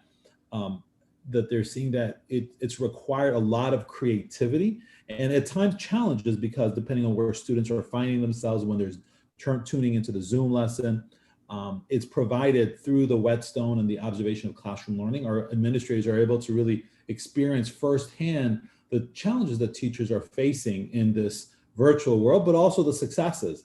We are seeing teachers really commit to the lessons, the pacing needed throughout the day, and able to really start to make adjustments to their practice when it's needed. Are there still challenges? Of course there are. Administrators are saying that there are still challenges around some of the more technical aspects of this. The devices are sometimes older. Sometimes hotspots can provide strained, access. And so this is, we're seeing that this can even be determined by the geographic area at times, that this is even a factor in where those technical capabilities are being affected. And so those are things that from a more technical side we're working on. But overall, the observational fidelity that our principals have engaged in has been really incredible. And we really recognize, and the feedback from them has been that the teachers are really being receptive and appreciative of the feedback they're getting from school leaders. Thank you, Paul. My computer does not want to move to the next slide. Now, there we go. All right, our fourth indicator is operational support for remote learning. And the key behind this indicator is that in order for learning to occur, we have to make sure that we are providing the tools and the supports necessary, that educators can put as much attention and students can put as much attention into the act of learning. And one of the things Dr. Caligati just spoke to was there are technical challenges to learning in remote. And we are working on addressing those items. These are some things that we have done on the operational side to support remote learning and are continuing to commit to do throughout the year. We have a hotline in English and Spanish, 8101 and 8102. This is separate from the academic support hotline that we are maintaining. We're averaging roughly 26 calls per day. That is on a slightly downward slope at the moment in regards to the types of calls coming in. The calls are still largely technical of nature. Zoom links, hotspot and internet connections, and related to Clever are the items that have the greatest frequency. Additionally, one of the requests from last month was a request about the amount of devices and hotspots that are issued. The district has 821 hotspots that are out with families and educators. The vast majority are with families to support remote learning. Additionally, we have over 5,000 iPads and Chromebooks that are deployed in the community with our families to support learning. And that actually includes the ones that are with our students, as well as some that have gone to our additional staff, including paraprofessionals and support staff. As we have educators that have laptops. In K2, we also provided iPads to support their ability to be able to show and navigate the learning with our younger students. And that's been that was a request that we've been glad to be able to fulfill. Repairs, again, we bring those into our schools, and then they get repaired by our technology departments and supports. We have repaired 402 devices to date since the beginning of school in August 2020. Each time we receive a device, we are turning that device, or we are giving a loaner device to the family so they can continue to access learning. And we're going to continue to use the information that's coming in from our families through the hotline to inform, one, the technology tips that we put in our weekly curriculum and instruction update that goes out to all administrators and educators. And we are going to continue to use that information to inform professional learning that we design for educator choice days, as well as role days, in order to try to provide the type of learning that educators may choose to opt into to support their own growth based upon the patterns in the district. The fifth indicator is stakeholder feedback. We have really two approaches to gather stakeholder feedback this year. One was to reissue a district-wide survey. In this fall, we are closing that out on October 28th. So if there are any families or educators that are listening in that have not yet completed that survey, we ask that you do. This survey is based on items either exactly the same or similar to our spring items, because we had what we saw as being very clear 5 charges around what we needed to try to change for fall learning. And we're interested to see from our families if we are successful moving in a positive direction in those areas in order to continue to inform our work.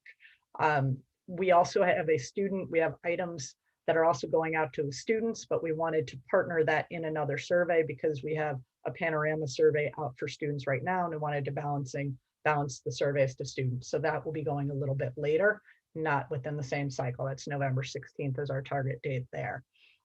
Additionally, as we move through the year, because Issuing district-wide surveys is intensive on our families, our educators, and us. We're using shorter kind of pulse surveys, which are standard set of questions that will allow us to create a baseline of information throughout the year. So as learning conditions change, we can get a sense of how we are doing. The first round of those assessments were given in some of our committee meetings last week for our educators, and we'll have similar subgroups among our parents and our students. We know that those groups won't entirely be representative. What we're looking for there is the relative shifts to be able to inform actions, and we are going to work to get as representative a group as we can. And that's going to be some of the outreach and planning that we are doing. But that's one of the things that we're working through. I think, so I think as we look at that, and we will bring back, an initial look at the survey results with our next remote learning memo. Timing is relatively short, so we're going to bring back, the highlights, and then we'll see if there's additional information we need to bring with action in the future. At that point, that's the complete update on the 5 indicators, and we're willing to open up for questions and discussion.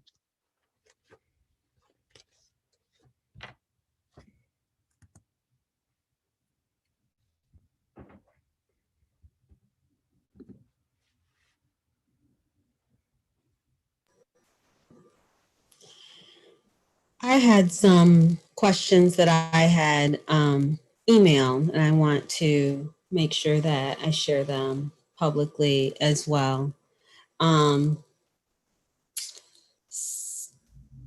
The first question was, I was curious, which you gave some detail to this evening, about the delay in the Eureka Math data as a result of not having the assessment tools in Spanish. Is that correct? Okay. So yeah, my question regarding that was that my thought was that we had purchased this particular curriculum specifically because it provided the resources in both English and Spanish. And I think that is an important growth metric as an institution, that we be looking at curricula through a bilingual lens and not solely through a monolingual instructional lens. But so I was hopeful in that we purchased a curriculum that was both accessible and usable to our monolingual and bilingual educators and classrooms. I was concerned, though, with the remote learning update, that assessment tool was not in Spanish as I had anticipated the materials would be. It sounds like the issue, however, is not that it wasn't in Spanish, but that it wasn't in Spanish in a remote learning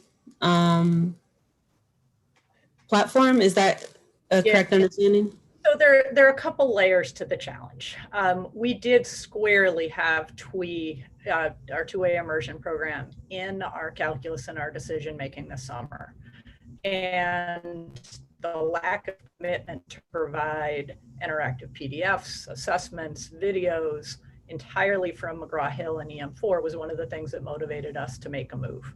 Great Minds, which is the parent company for Eureka Math, has a very, has historically and currently provided their materials in English and Spanish, and has a strong commitment to doing that work and to ultimately getting what is called InSync, which is the platform that they've built to support remote learning, which includes the videos, the interactive PDFs, and the pre and post assessments in a digital platform, getting all of those things into English and Spanish.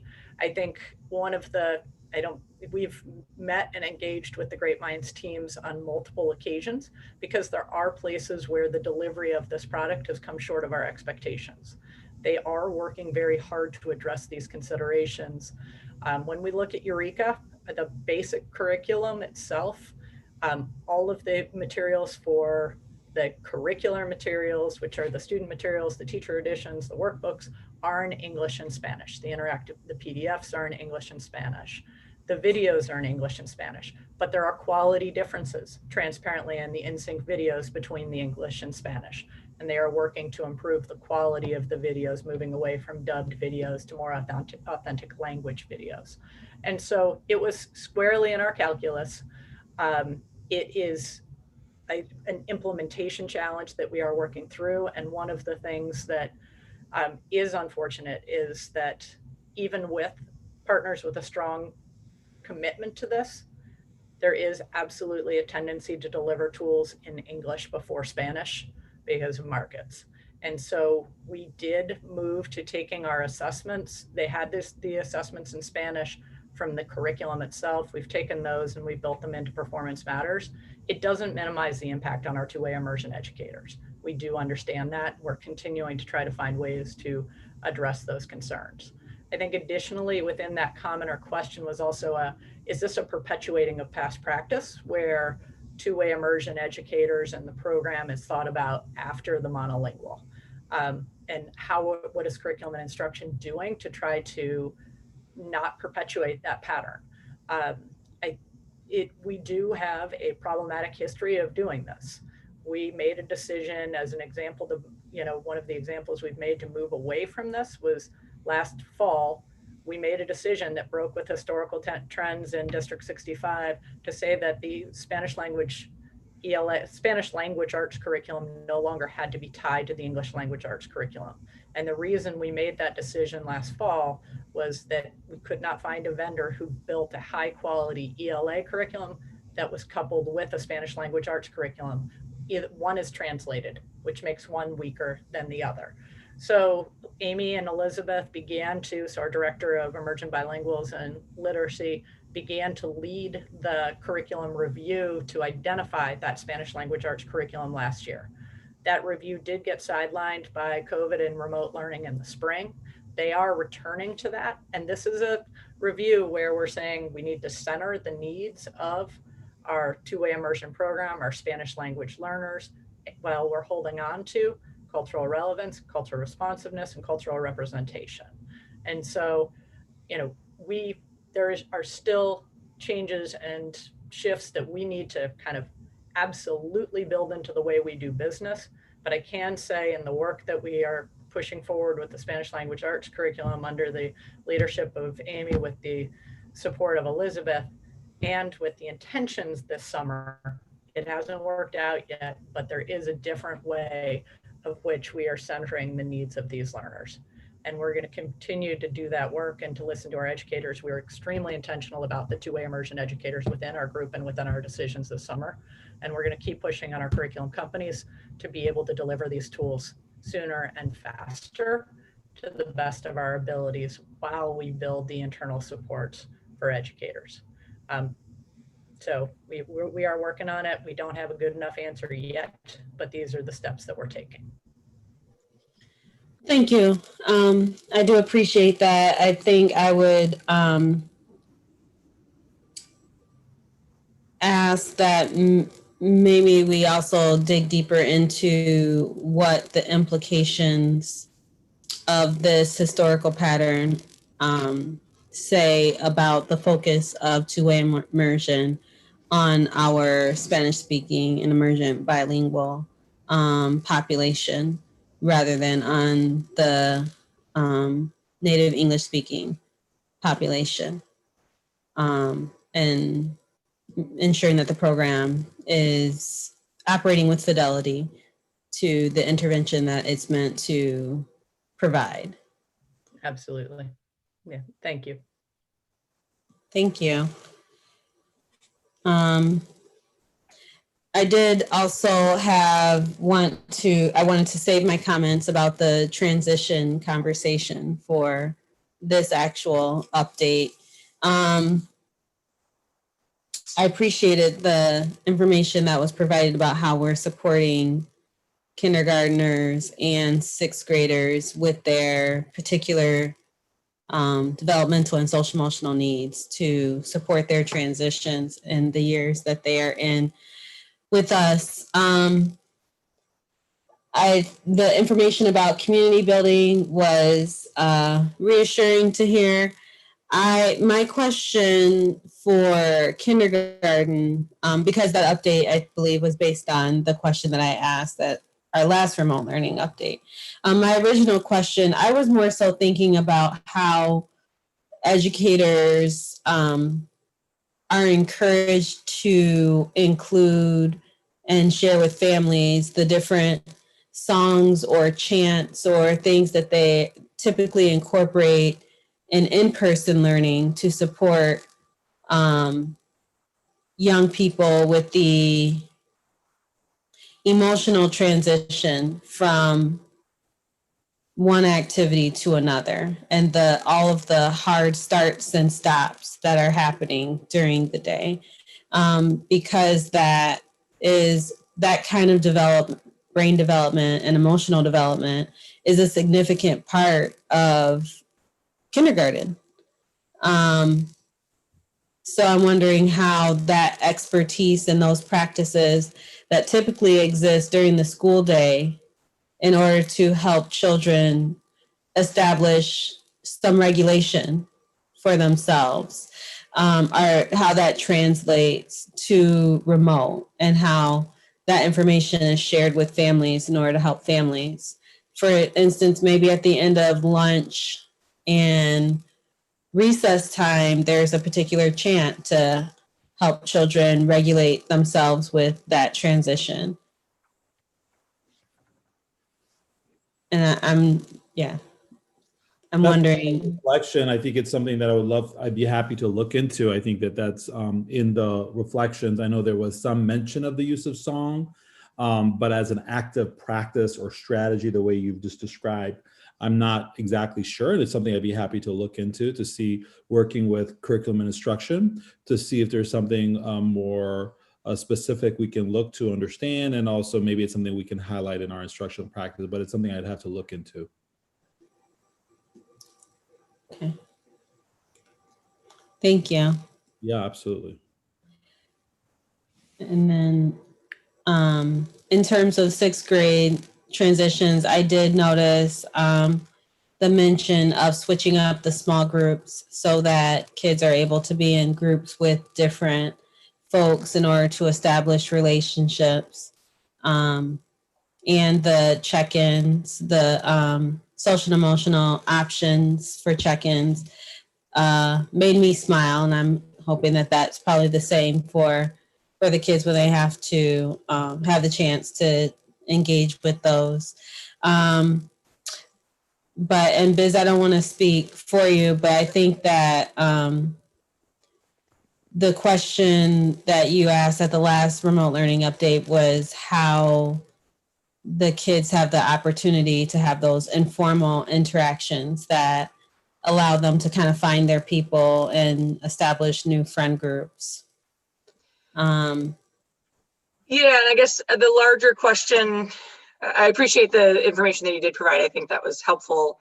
I think one question I had, which I imagine parents of sixth graders have watching it, is that probably those things are not happening at every school. And I think generally in normal times, we recognize that different schools do things different ways, and there's lots of different ways to get there.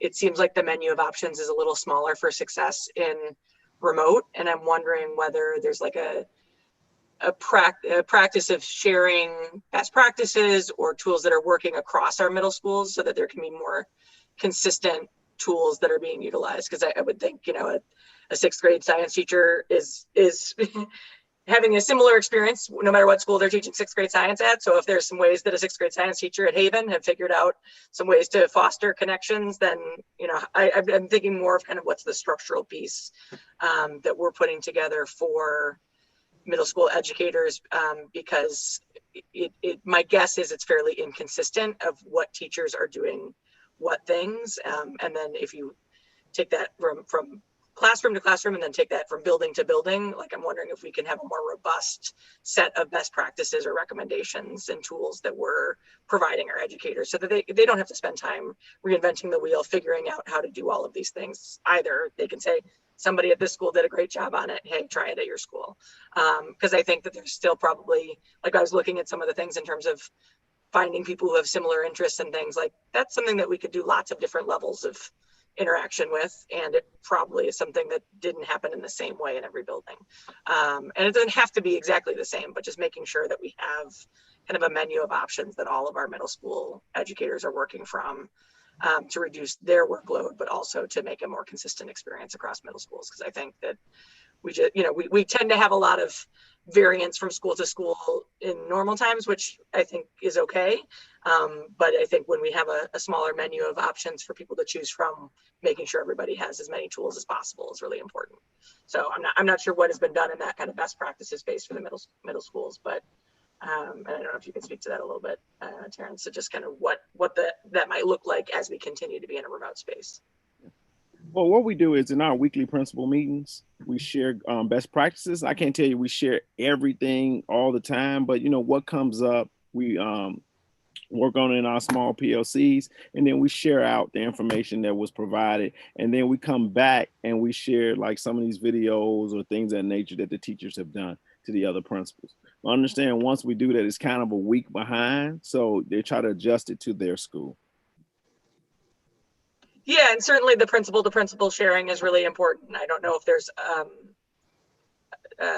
tools that we can use that also get it at every other level within the middle schools too, right? That it does, there's a lot on the principal's list.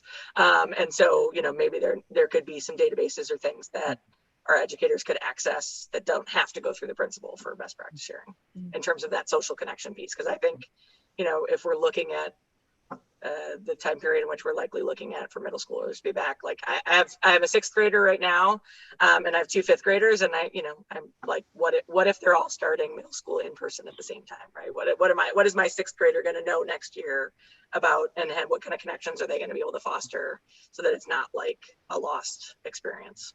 Okay.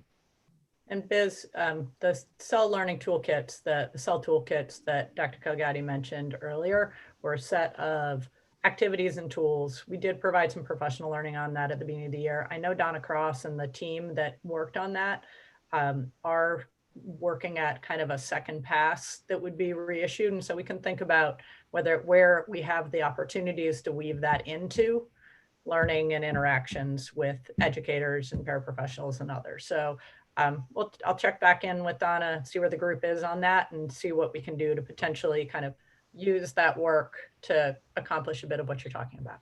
Thank you. Yeah, and I know that the advisory space is the most natural space for that, but I think we want to be thinking broader and thinking about our content teachers as well. Yeah. And like I said, that was a great point. And we definitely get with our content facilitators, and we'll sit down and try to make sure we get all these points out to our teachers. Because I think many of them are doing great things, but let's borrow good ideas from each other. Yeah. Thank you. Point taken. Point taken. Yeah, Seth Kilkey, I just wanted to comment on again some of the practices that you shared earlier in the presentation on the transitions. I'm delighted whenever I see a chance for children, right, to share something that's of interest to them and then connect it to the content that we're trying to teach them. Because to me, and again, the research is really clear on this, and that to me is cultural competency, right? When we can really speak to where children are coming from and what their context is, and bringing what they care about and tying it to what we're trying to teach them in English language arts, math, science, social studies. And as was evidenced in the public comments and the letters that 7th grader sent us, I heard the work that we're trying to do as a district around equity. And in this case, it was based on something that the children cared about, is debate, right? So they were able to equate that. So that's very promising to me, to see as an educator. And then again, if you think about, again, for all of us who do this work in education, I mean, that is very, very promising to see, the children to be able to articulate and make those connections and really get their head around, what we're trying to teach and what we value as a community, and tying it to, their education or something they care about.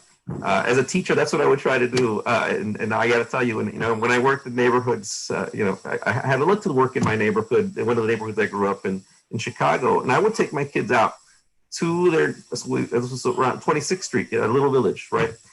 Historically immigrant neighborhood, and we would walk down the streets And I go, I would tell my third graders, I would say, this street right here shows how resilient our community is. We were able to build businesses here, right? Because in other places in the city, they wouldn't let us build businesses.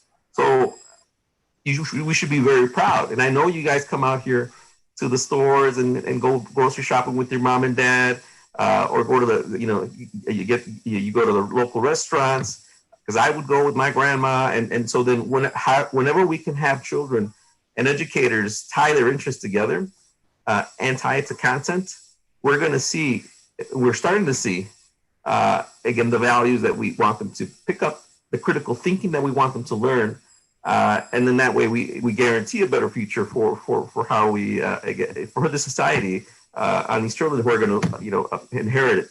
So, as we think about moving forward, I'd love to see, particularly the cultural competence, right? And making sure that we know and we encourage our educators to really, really dig into what is it that interests children and their families and what impacts them, and bring it into the classroom and tying it to language arts, math, social studies, science, because again, it's just going to pay us dividends, and it's going to help us close that opportunity gap.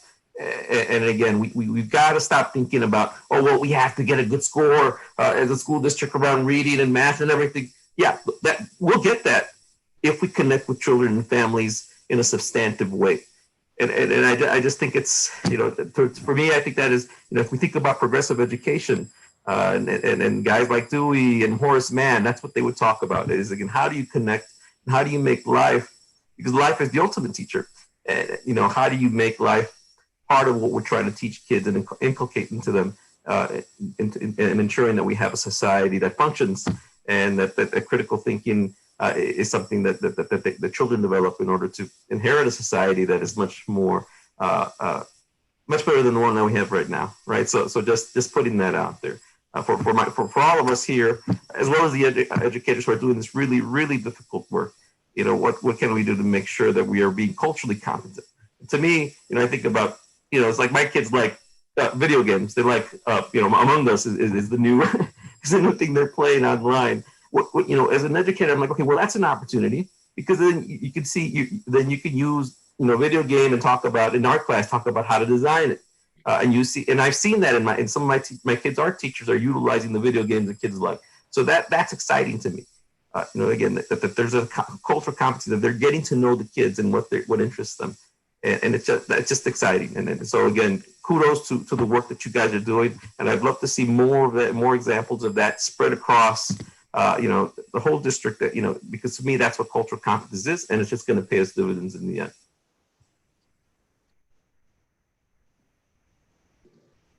Thanks, Sergio. Yes, Sunny. So I have a couple of questions. One is around the metrics that we're using, the engagement metrics. Am I correct in saying that we're going to be getting the regular reports that we're going to see at the board level are around 5th grade logins? We chose essentially three, kind of that sliced using our analytics, 3 different reports that will pull consistently each month. The first is around all app use through Clever. So that was the first graph. The second one, which was on the slides tonight, is focused on 5th grade. And the reason we pulled in 5th grade was that the devices we distributed in 3rd through 5th grade were Chromebooks, and the Clever analytics are more actually work through the Chrome plugin and work better on Chrome devices. So it's a higher degree of reliability with the data as a representative slice. So we're focused on 5th grade there. And then we're pulling the ST data and looking to increase the amount of minutes and puzzle completion over time to get to essentially their kind of research-based recommendations.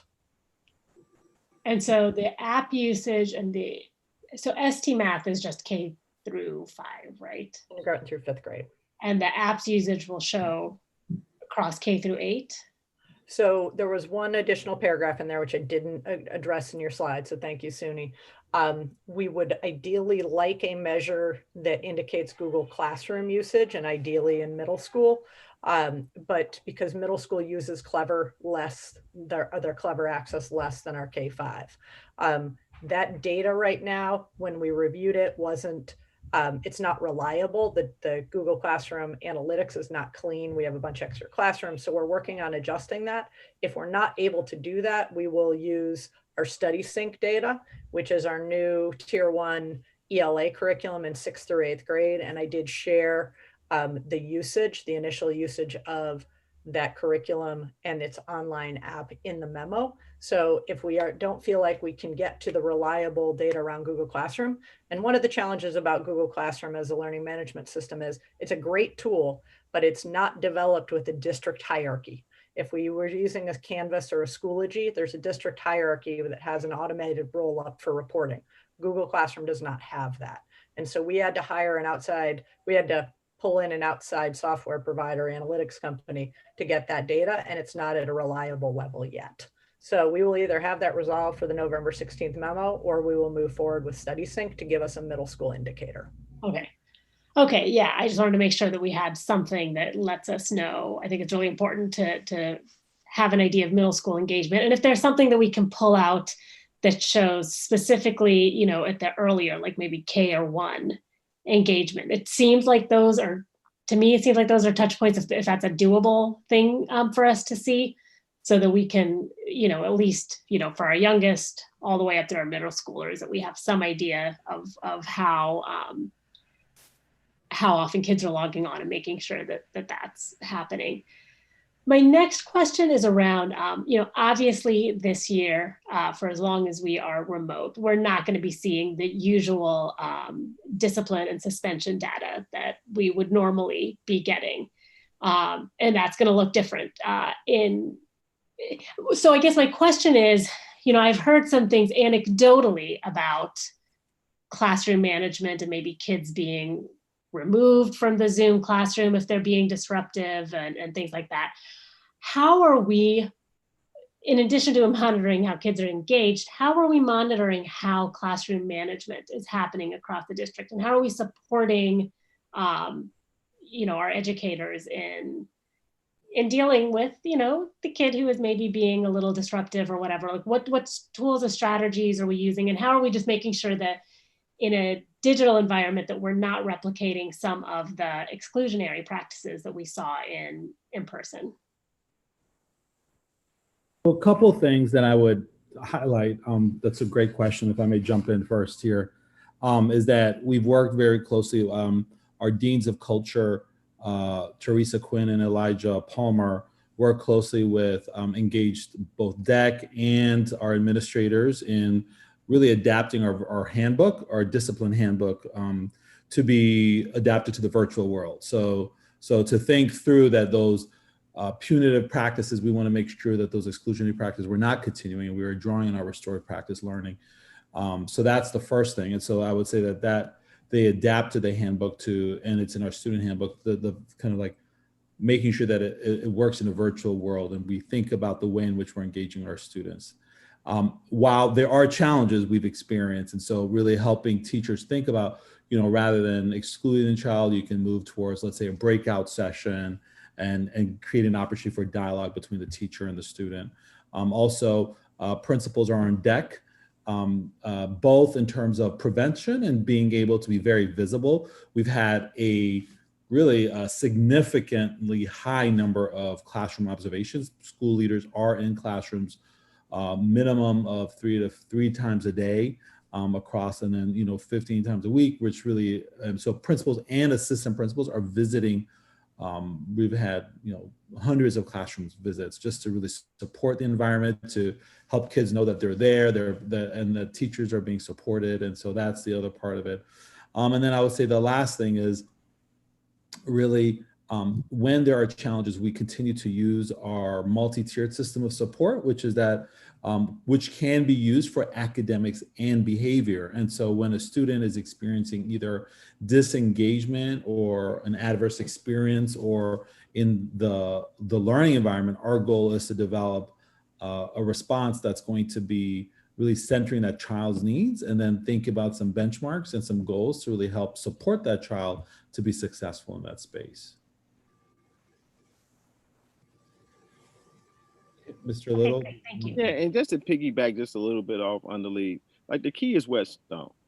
Because once again, when our teacher, when our principals, when our administration team is going into those classrooms and gathering that qualitative data, they're giving that back to the teachers as far as coaching them around that classroom management piece. And it's instant feedback. And that's the key. Like everybody wants instant feedback. Everybody wants to see exactly, because it's stuck in their mind. Okay, the principal came to see me today, or the assistant principal came to see me today. What did they see? And so now we're showing the teachers, this is what we see, and this is how we're coaching you around that situation, so it doesn't get bigger. The goal was, and we completed our goal, was for administration to be in classrooms on day one. So we wanted to be preventive instead of reactive. So that really helped us out with a lot of our classroom management issues, just being in there on day one to ensure that that positive climate is starting to get built, and that we're giving our teachers instant feedback, and that they know that they have support. So that was a big win for us as a district this year. Can I add to that? I try, I work with Underlead and Little directly, instead of working with the principals in that regard. But I do get a chance to go into Whetstone consistently, and I look at a lot of the action steps and logs that they put in around communication that an administrator will send to a teacher around behavior or classroom management. And I think that process is it's new. And our teachers are starting to respond to that in a really positive way. So that's one way. Again, as you stated, Suni, in the beginning, it's a new world of how we support and manage. And I think this is the best way that we have been able to provide feedback. And then also, I would say doing our reality checks, we're now down to having 3 left, led by Kylie. A lot of this information has bubbled up. So we've identified some trends as a district that we know we can do, and not just with classroom management, like the question's asking, but also around instruction and implementation of curriculum and the use of data. So those are some of the things that we'll be bringing to the table with our principals as we move forward, and since we've now identified those trends. And we gave really good feedback that was specific to schools according to what data we were able to pull. All right. Great, thank you, everybody. I have a couple of questions regarding the student engagement, and I know that you explained why we're only seeing 5th grade, but it makes me wonder about all the other grades, and I would really love for a report to include just any sort of information about how our other grades are faring. With the information that was provided for 5th grade, it lists that there was 2,503 students that have not yet signed in. I was hoping you could tell me a little bit about this. The report that you provided also shows that from what we do know, there's 25.7% of teachers that are not using Clever and have not logged in. And so I was wondering if you could tell us a little bit about that. Second. Sorry, I was spinning. So that's where a bit of the information in the memo and why we've started to reach to different data points is an important piece of information. The Clever Analytics gathers information when they log into Clever using the plugin in the Chrome browser. Our educators use MacBooks, and the majority of them within that data set, a lot of our educators are not logging in through Clever, they are logging in through Safari and not using the Chrome browser. So if they don't use the Chrome browser, Clever is not pulling that data. And that's why specifically we went with 5th grade, because we, in the 3rd, 4th, and 5th grade, we issued Chromebooks as opposed to iPads. In our grades where we are using iPads, our data is not as reliable in those spaces. And then additionally, when we look at the devices issued, one of the things families could, we offered devices to all families, but as we can see in the data, the vast majority picked up devices, but not all. We have about 2/3 of our families who are using District 65 issued devices. So if they are not accessing learning through the Chrome browser, if they're not going to the Chrome plugin, we are not registering that usage. So what we see in that Clever data are essentially the users that are accessing Clever in that manner. And so that's what you're picking up on, Rebecca. And it's also When I monitor this, I am looking across all grades and I am sampling across different apps. But in the space of bringing forward a board memo, I wanted to identify a couple consistent data slices that I felt like gave us the best quality data to be tracking change over time. So okay, thank you for that clarification. I think I wonder if teachers are aware that we are collecting this data, and if we're able to tell them that it would be helpful for us to collect that data through the Google plugin. Seems like something, you know, it's just a choice of a different web browser. I think that's information that's important for us to have. But so then the 2000 the 2000 figures for students that are not logging in, that don't have that Google plugin, you're saying, correct? Is that what I heard you say? That is a logical assumption based on what we are seeing within that data. We can see our baseline of the data that we are receiving. So that's my logical assumption on that. Keep in mind too, you know, we monitor and our principals monitor Seesaw engagement at the school level. Seesaw also gives really good school level analytics, but does not give a district roll up. And so we are able to monitor kind of that K2 and monitor across schools around the numbers of postings, comments, and feedback. Okay. Yeah, I think one of the challenges we have here is we've brought forward the best quality data in a sampling of spaces, but this is not exact. We're still working towards, we're bringing forward the best quality data we have, but we don't have the perfect answer yet. Okay, I know that you're still working on it, but I think for me, it just provides a glimpse and a slice of everything that we're providing, and I would love to see how we're doing overall for everybody, how everybody's faring, and so that that makes me question how we take attendance. Like, how are we ensuring that that kids are coming to school in e-learning? Because I'm assuming that a lot of that data that you collect, you're plugging in for providing attendance. And so I you know, for next report, it would be helpful, and it would be good to know how other grades are doing and how other student engagement can be captured through this. And, you know, just a comment, given that, you know, where we've got several weeks of experience now with e-learning and with transitions, and back to the comments of, I'm really excited to soon hear what our students will tell us. I'm really happy to hear of the Student Advisory Council. We got a really good suggestion from a student, you know, just explaining their experience about, you know, preferring to Zoom in the morning and then allowing for some time in the afternoon to be able to do schoolwork. So just, I think, being able to glean from our educators that are doing well and being able to grasp the successes that we are capturing in e-learning. I think that 25% also made me wonder, when I reviewed it without knowing about the plugin in totality, was I know that some of our educators are struggling with, you know, in getting up to speed with the technology divide.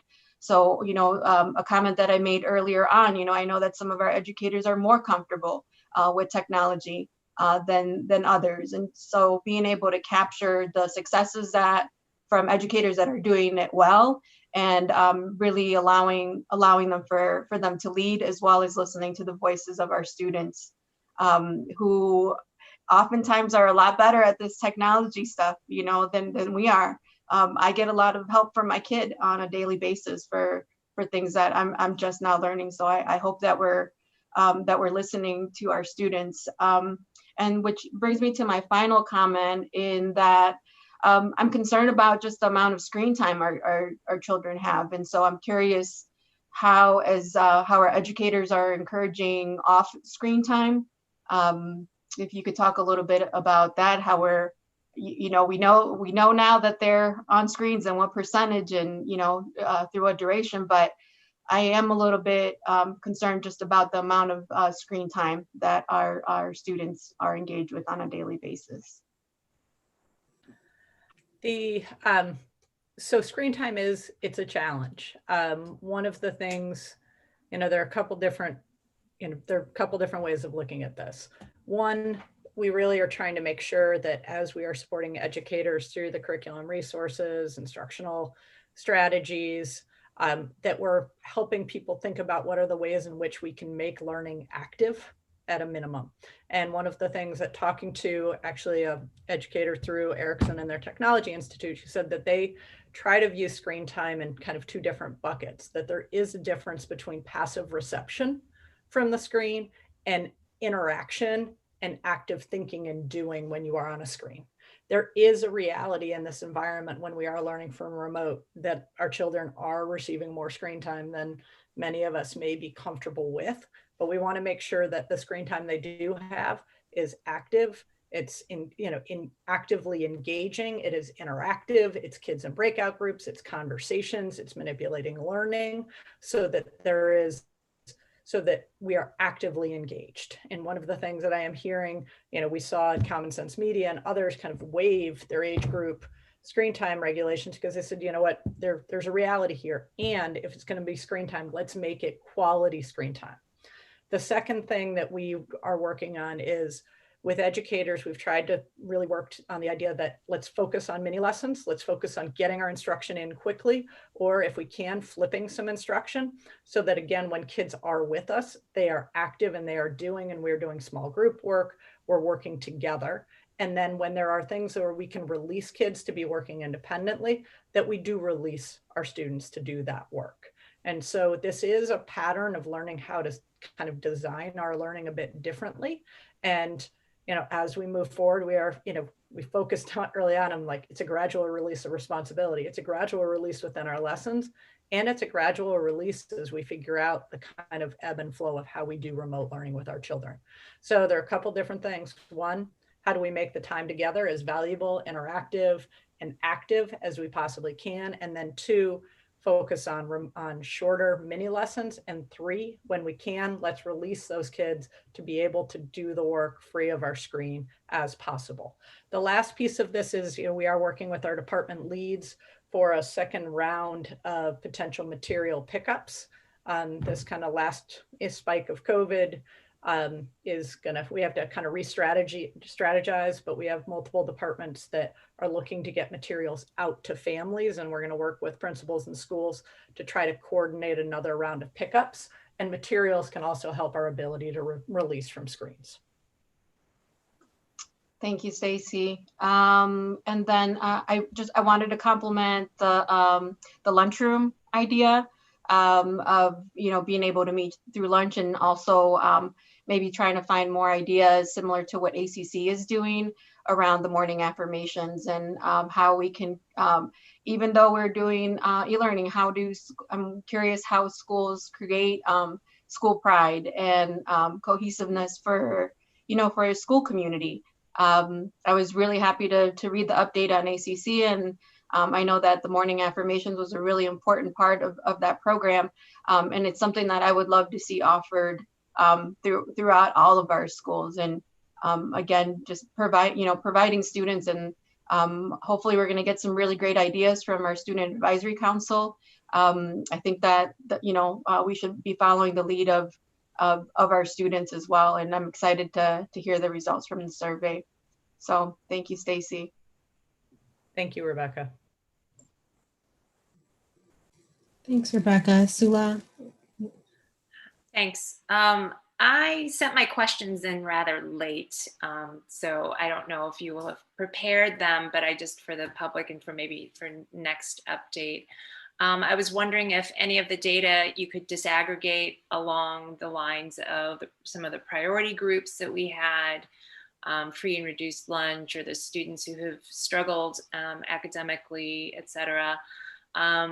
Or if you had any qualitative data about those students at each of the individual schools, and whether we're still able to engage them and support them. And then my other question was, since we did have those remote learning camps for a short period, just an update of how those went, and whether you found them to be successful in supporting remote learning. So anything you can share about those? I can talk a little bit about the remote learning capsula. We did see out of 100 and I want to say 52 registrations, we did see a steady group of students participating, around 92, coming daily, working with staff, having meals, snacks, and just, you know, really trying to meet that need of helping with engagement.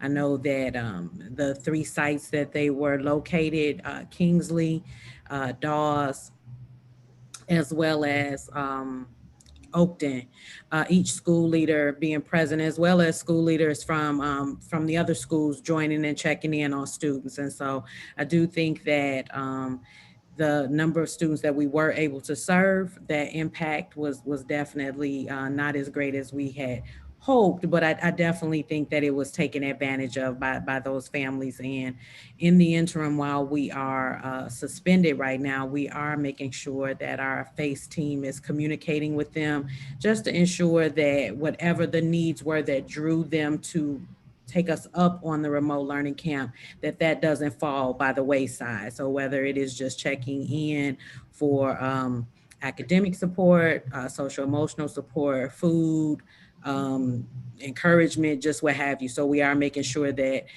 there's definitely that phone connection, and internally grateful for our SACC team, our school-age childcare team, who has just shown up and kind of taking this journey with us, because it is not easy to, you know, having to be the first group or being that first group that started. So we're learning, and we learned some things from them, even to help assist us in our other onboarding and opening routines. So that's just a brief update. Thank you. Thank you. Then from the data, I think Kylie, can you share a little bit about a project that you'll be working with to learn a little bit about the learning loss from over the summer? I think we exchanged some communication about a project that's going on where we can kind of measure to some degree what that loss looked like. And do you recall what I'm referencing to, Kylie? I think you're talking about the recovery report from NWEA. Yep. It's not direct to the question, but I think it really is important for us to just discuss and get out in the space. So NWEA has created for school districts and for schools a really fantastic resource that helps to assess students' learning outcomes compared to where they were prior to the pandemic and where they are now. And so you can look at that change over time, and it can be positive, it can be kind of the same, or it could be negative change over time. And we're working to make sure all of our school leaders have access to these reports and understand how to utilize them and really use them as part of their school team. So that's going to be a fantastic resource. In regard to the question regarding whether we can drill down further on the aggregate data, unfortunately, the data that we are able to draw out of the Clever system is not as robust or rigorous as the data that we manage internally. And so we're not able to make that individual level connection that I think you were interested in seeing. In lieu of that, though, our schools are being very strategic, I'll say, on following through with students who have perhaps had, various experiences with engagement. So we had all these school-based meetings, and it was really fantastic to hear all of the various strategies that our school teams are utilizing to make sure that they're providing interventions. They're really leveraging the MTSS process. They're making sure that they are tracking and monitoring supports that are being provided for students. They're bringing together their school-based teams to really almost do a case management approach on an individual student level. And so all of that work is happening at the schools. I know it's difficult to hear that it's hard for us to aggregate that up in a reliable, data-driven way. But I can assure you that in the conversations that we've been having school teams are doing an incredible job making sure that they are looking at multiple measures of student success and really monitoring that. Everything from engagement in the platforms to engagement and interaction in classrooms and social emotional needs and supports, and creating a really robust web and network of supports for our students. So I don't know if other colleagues want to chime in, but those are some of the things that I would highlight that I think would help answer the question that you posed. Thank you. I think it'd be just interesting to hear even if there are trends or patterns that you're seeing among the schools as you're talking to the school teams and principals, right? What are the challenges or what are the patterns of engagement that you're seeing across? It can be qualitative, it doesn't have to be all numbers, right? But it'd be interesting to hear that in the coming updates. And we will have also, we will also have the qualitative data from the surveys that Stacy mentioned. Right. Yeah. That's going to be really great qualitative information about those patterns of engagement. And we'll be able to report that. Great. Thank you. Thank you. Board colleagues, were there any more questions? Joy, did you have a question? Yeah, mine was more of a forward question. I really appreciate the conversation, the questions, the responses, and I can't say a big enough thanks to all of our educators and for the administrative team for all the work. There's nothing convenient about this. There's nothing ideal about this, and people keep showing up, and it's amazing. So thank you.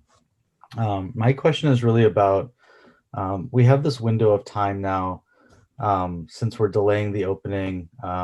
Schools have gone through the process of trying to imagine what school's going to look like when it opens. I know for my kids, one of the things they ask me all the time is that what's going to be different? What's it going to look like? And I know we've got some model classrooms set up.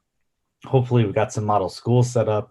But I wonder if in a future meeting or in a future communication, there's an opportunity to give people that real estate look at a school. How do we show people what it's going to look like? Are we going to have one-way hallways? Are we going to, what's the procedural difference? What's my 7-year-old's expectation when they arrive at school, where they used to gather on the playground and huddle together and line up in a crowded place, and then go through the doors all at the same time? What's that look like now? Because we do have a window of opportunity when we're not getting ready for that moment to help people prepare for that moment. And I think that could be, not to just throw one more thing on the plate, but that could be something that could actually pay dividends on the social, emotional, and the anxiety reducing end. Because at some point we will open our doors, and at some point I heard the words and I read the words from our union leaders wanting to know, what some of that's a what's it look like question, because we can only talk about it so much. Yeah, we're going to wear masks, but what does that look like? And do I have to wear them outside on the playground and whatnot? But if we can put that into the queue, I think that would be wonderful. So can I, thanks Joy for that. We've had Let's Get It Right team, and I'm a little shocked because we had union members on those teams that were part of the design of our building. So they were in the trenches with that design, giving great feedback and also adding to it. And I guess the whole package, we have a video that we've put together led by Melissa. We haven't released it yet because we don't want to, get people worked up, and we want to know when we're ready. We have, all of our buildings have been positioned to cover those questions that were asked today by the union. They've all been covered in multiple conversations and also in writing.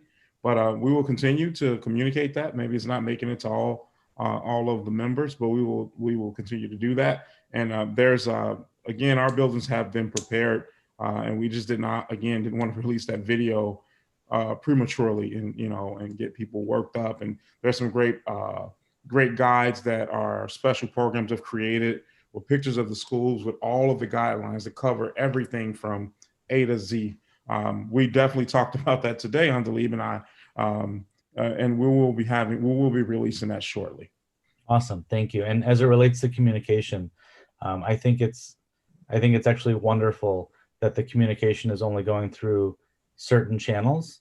And I think it's just a really good time for all parents of our community all staff, all employees of the district to read the communications as they come out, and to not ask principals to rebrand communications or restate them in their own words.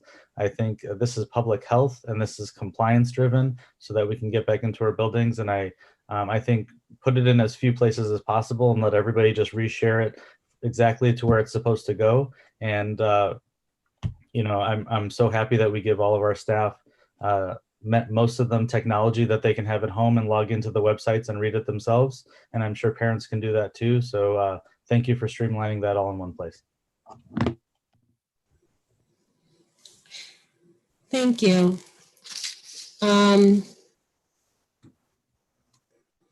I just wanted to echo the desire to have the data, more comprehensive data across all age and grade levels.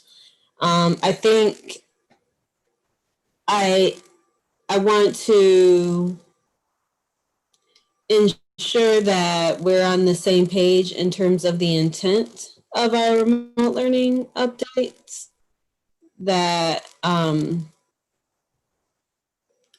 I think we as a board want to ensure that everyone has access to the public good that we are providing for our community. And we also want to do a temperature check on the academic progress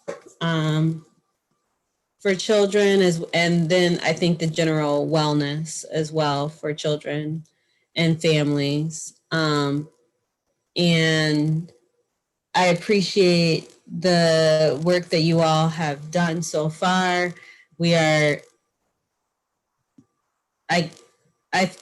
I struggle to capture fully the amount of emotional and intellectual labor that you all are engaged in on a daily basis, both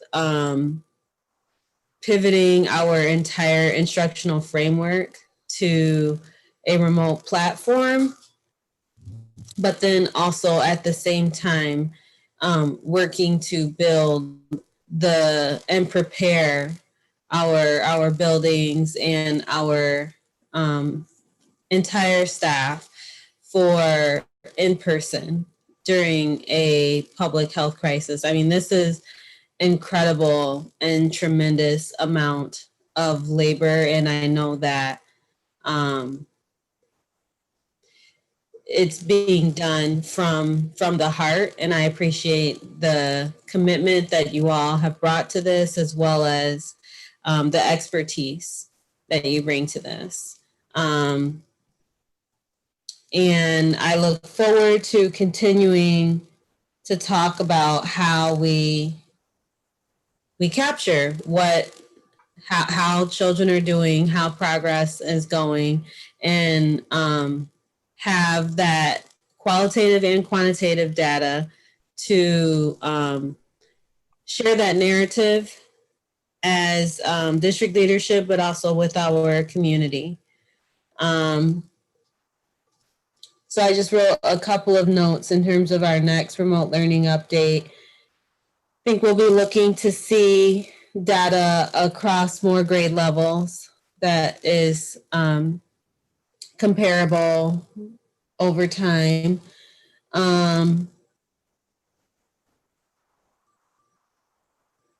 Some explanation about the consistency of strategies across buildings and how successful strategies and information are being shared so that there's some consistency in experience. Curious also about the attendance, and I think how we're certainly measuring the engagement with the apps, but is there a measurement for daily attendance, and do we have a target outcome or benchmark for that? And then to hear a little bit more about the model schools and model classrooms that we have set up and what that might look like for kids and families to learn about.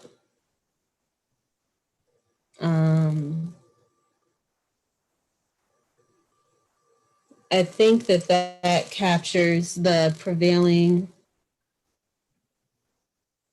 No, oh, I think I would also like to have some consistency in how we are measuring and talking about access metrics. So there was a number,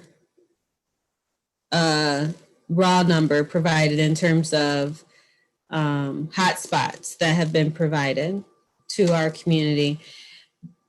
Are we clear that that has filled the gap? Do we know raw number in comparison to need? Is there a percentage? Can we say that we have 100% addressed the percentage of requests? How do we measure that number in terms of what does it tell us about the access that we're providing to our community and gaps that we may have filled or may still need to make progress in filling? Those are the general notes that I have. Is there anything else, or colleagues, that I missed that you were hoping to see in the upcoming remote learning report? I think the only thing that I would add that I don't know that we've captured fully up, in addition to our gratitude, is for us to really think about pacing for cabinet and principals and all down the line. The urgency, we know there's urgency, but we also recognize that this pace at which you all have been working since the pandemic began is not sustainable. And I greatly appreciate all that you guys have done to continue to deliver and continue to pivot. But I think we need to be strategic about when dates get moved and when things get adjusted. How do we adjust our pace so that we can continue to do this for however long we need to? Because I think we all are incredibly appreciative of what you all have given personally to get us to this point.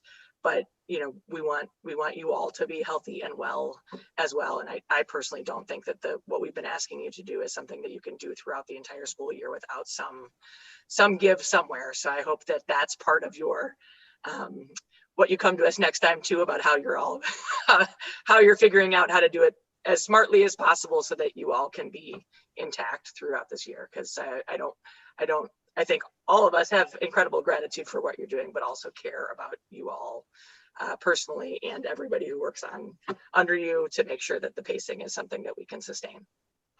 Thank you, Biz. I was actually just going to say this regardless. I just also want the board to be aware that the next remote learning memo is coming up on November 16th, which is a very short turnaround time.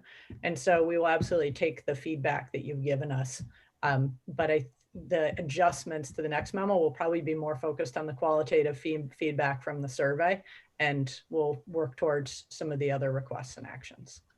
So personally, I'm hopeful we can hear more of those kind of things from you all. Like, let us know when our timeline is not reasonable, or when you have to make choices between, we can give you this for the next board meeting and then the rest of that will come at the following board meeting. It's not intended, I don't think, by any of us to say, make sure all of these things happen in this way and on this date at your own expense. So thanks, Stacy.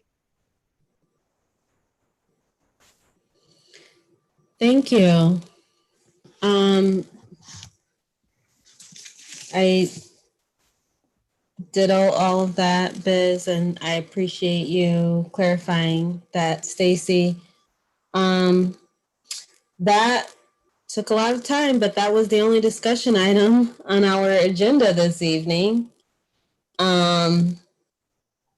So I'll draw folks' attention to the FYIs on the agenda. And other than that, with no further business before the board, I adjourn this meeting at 9:48. Thanks, everyone. Good night.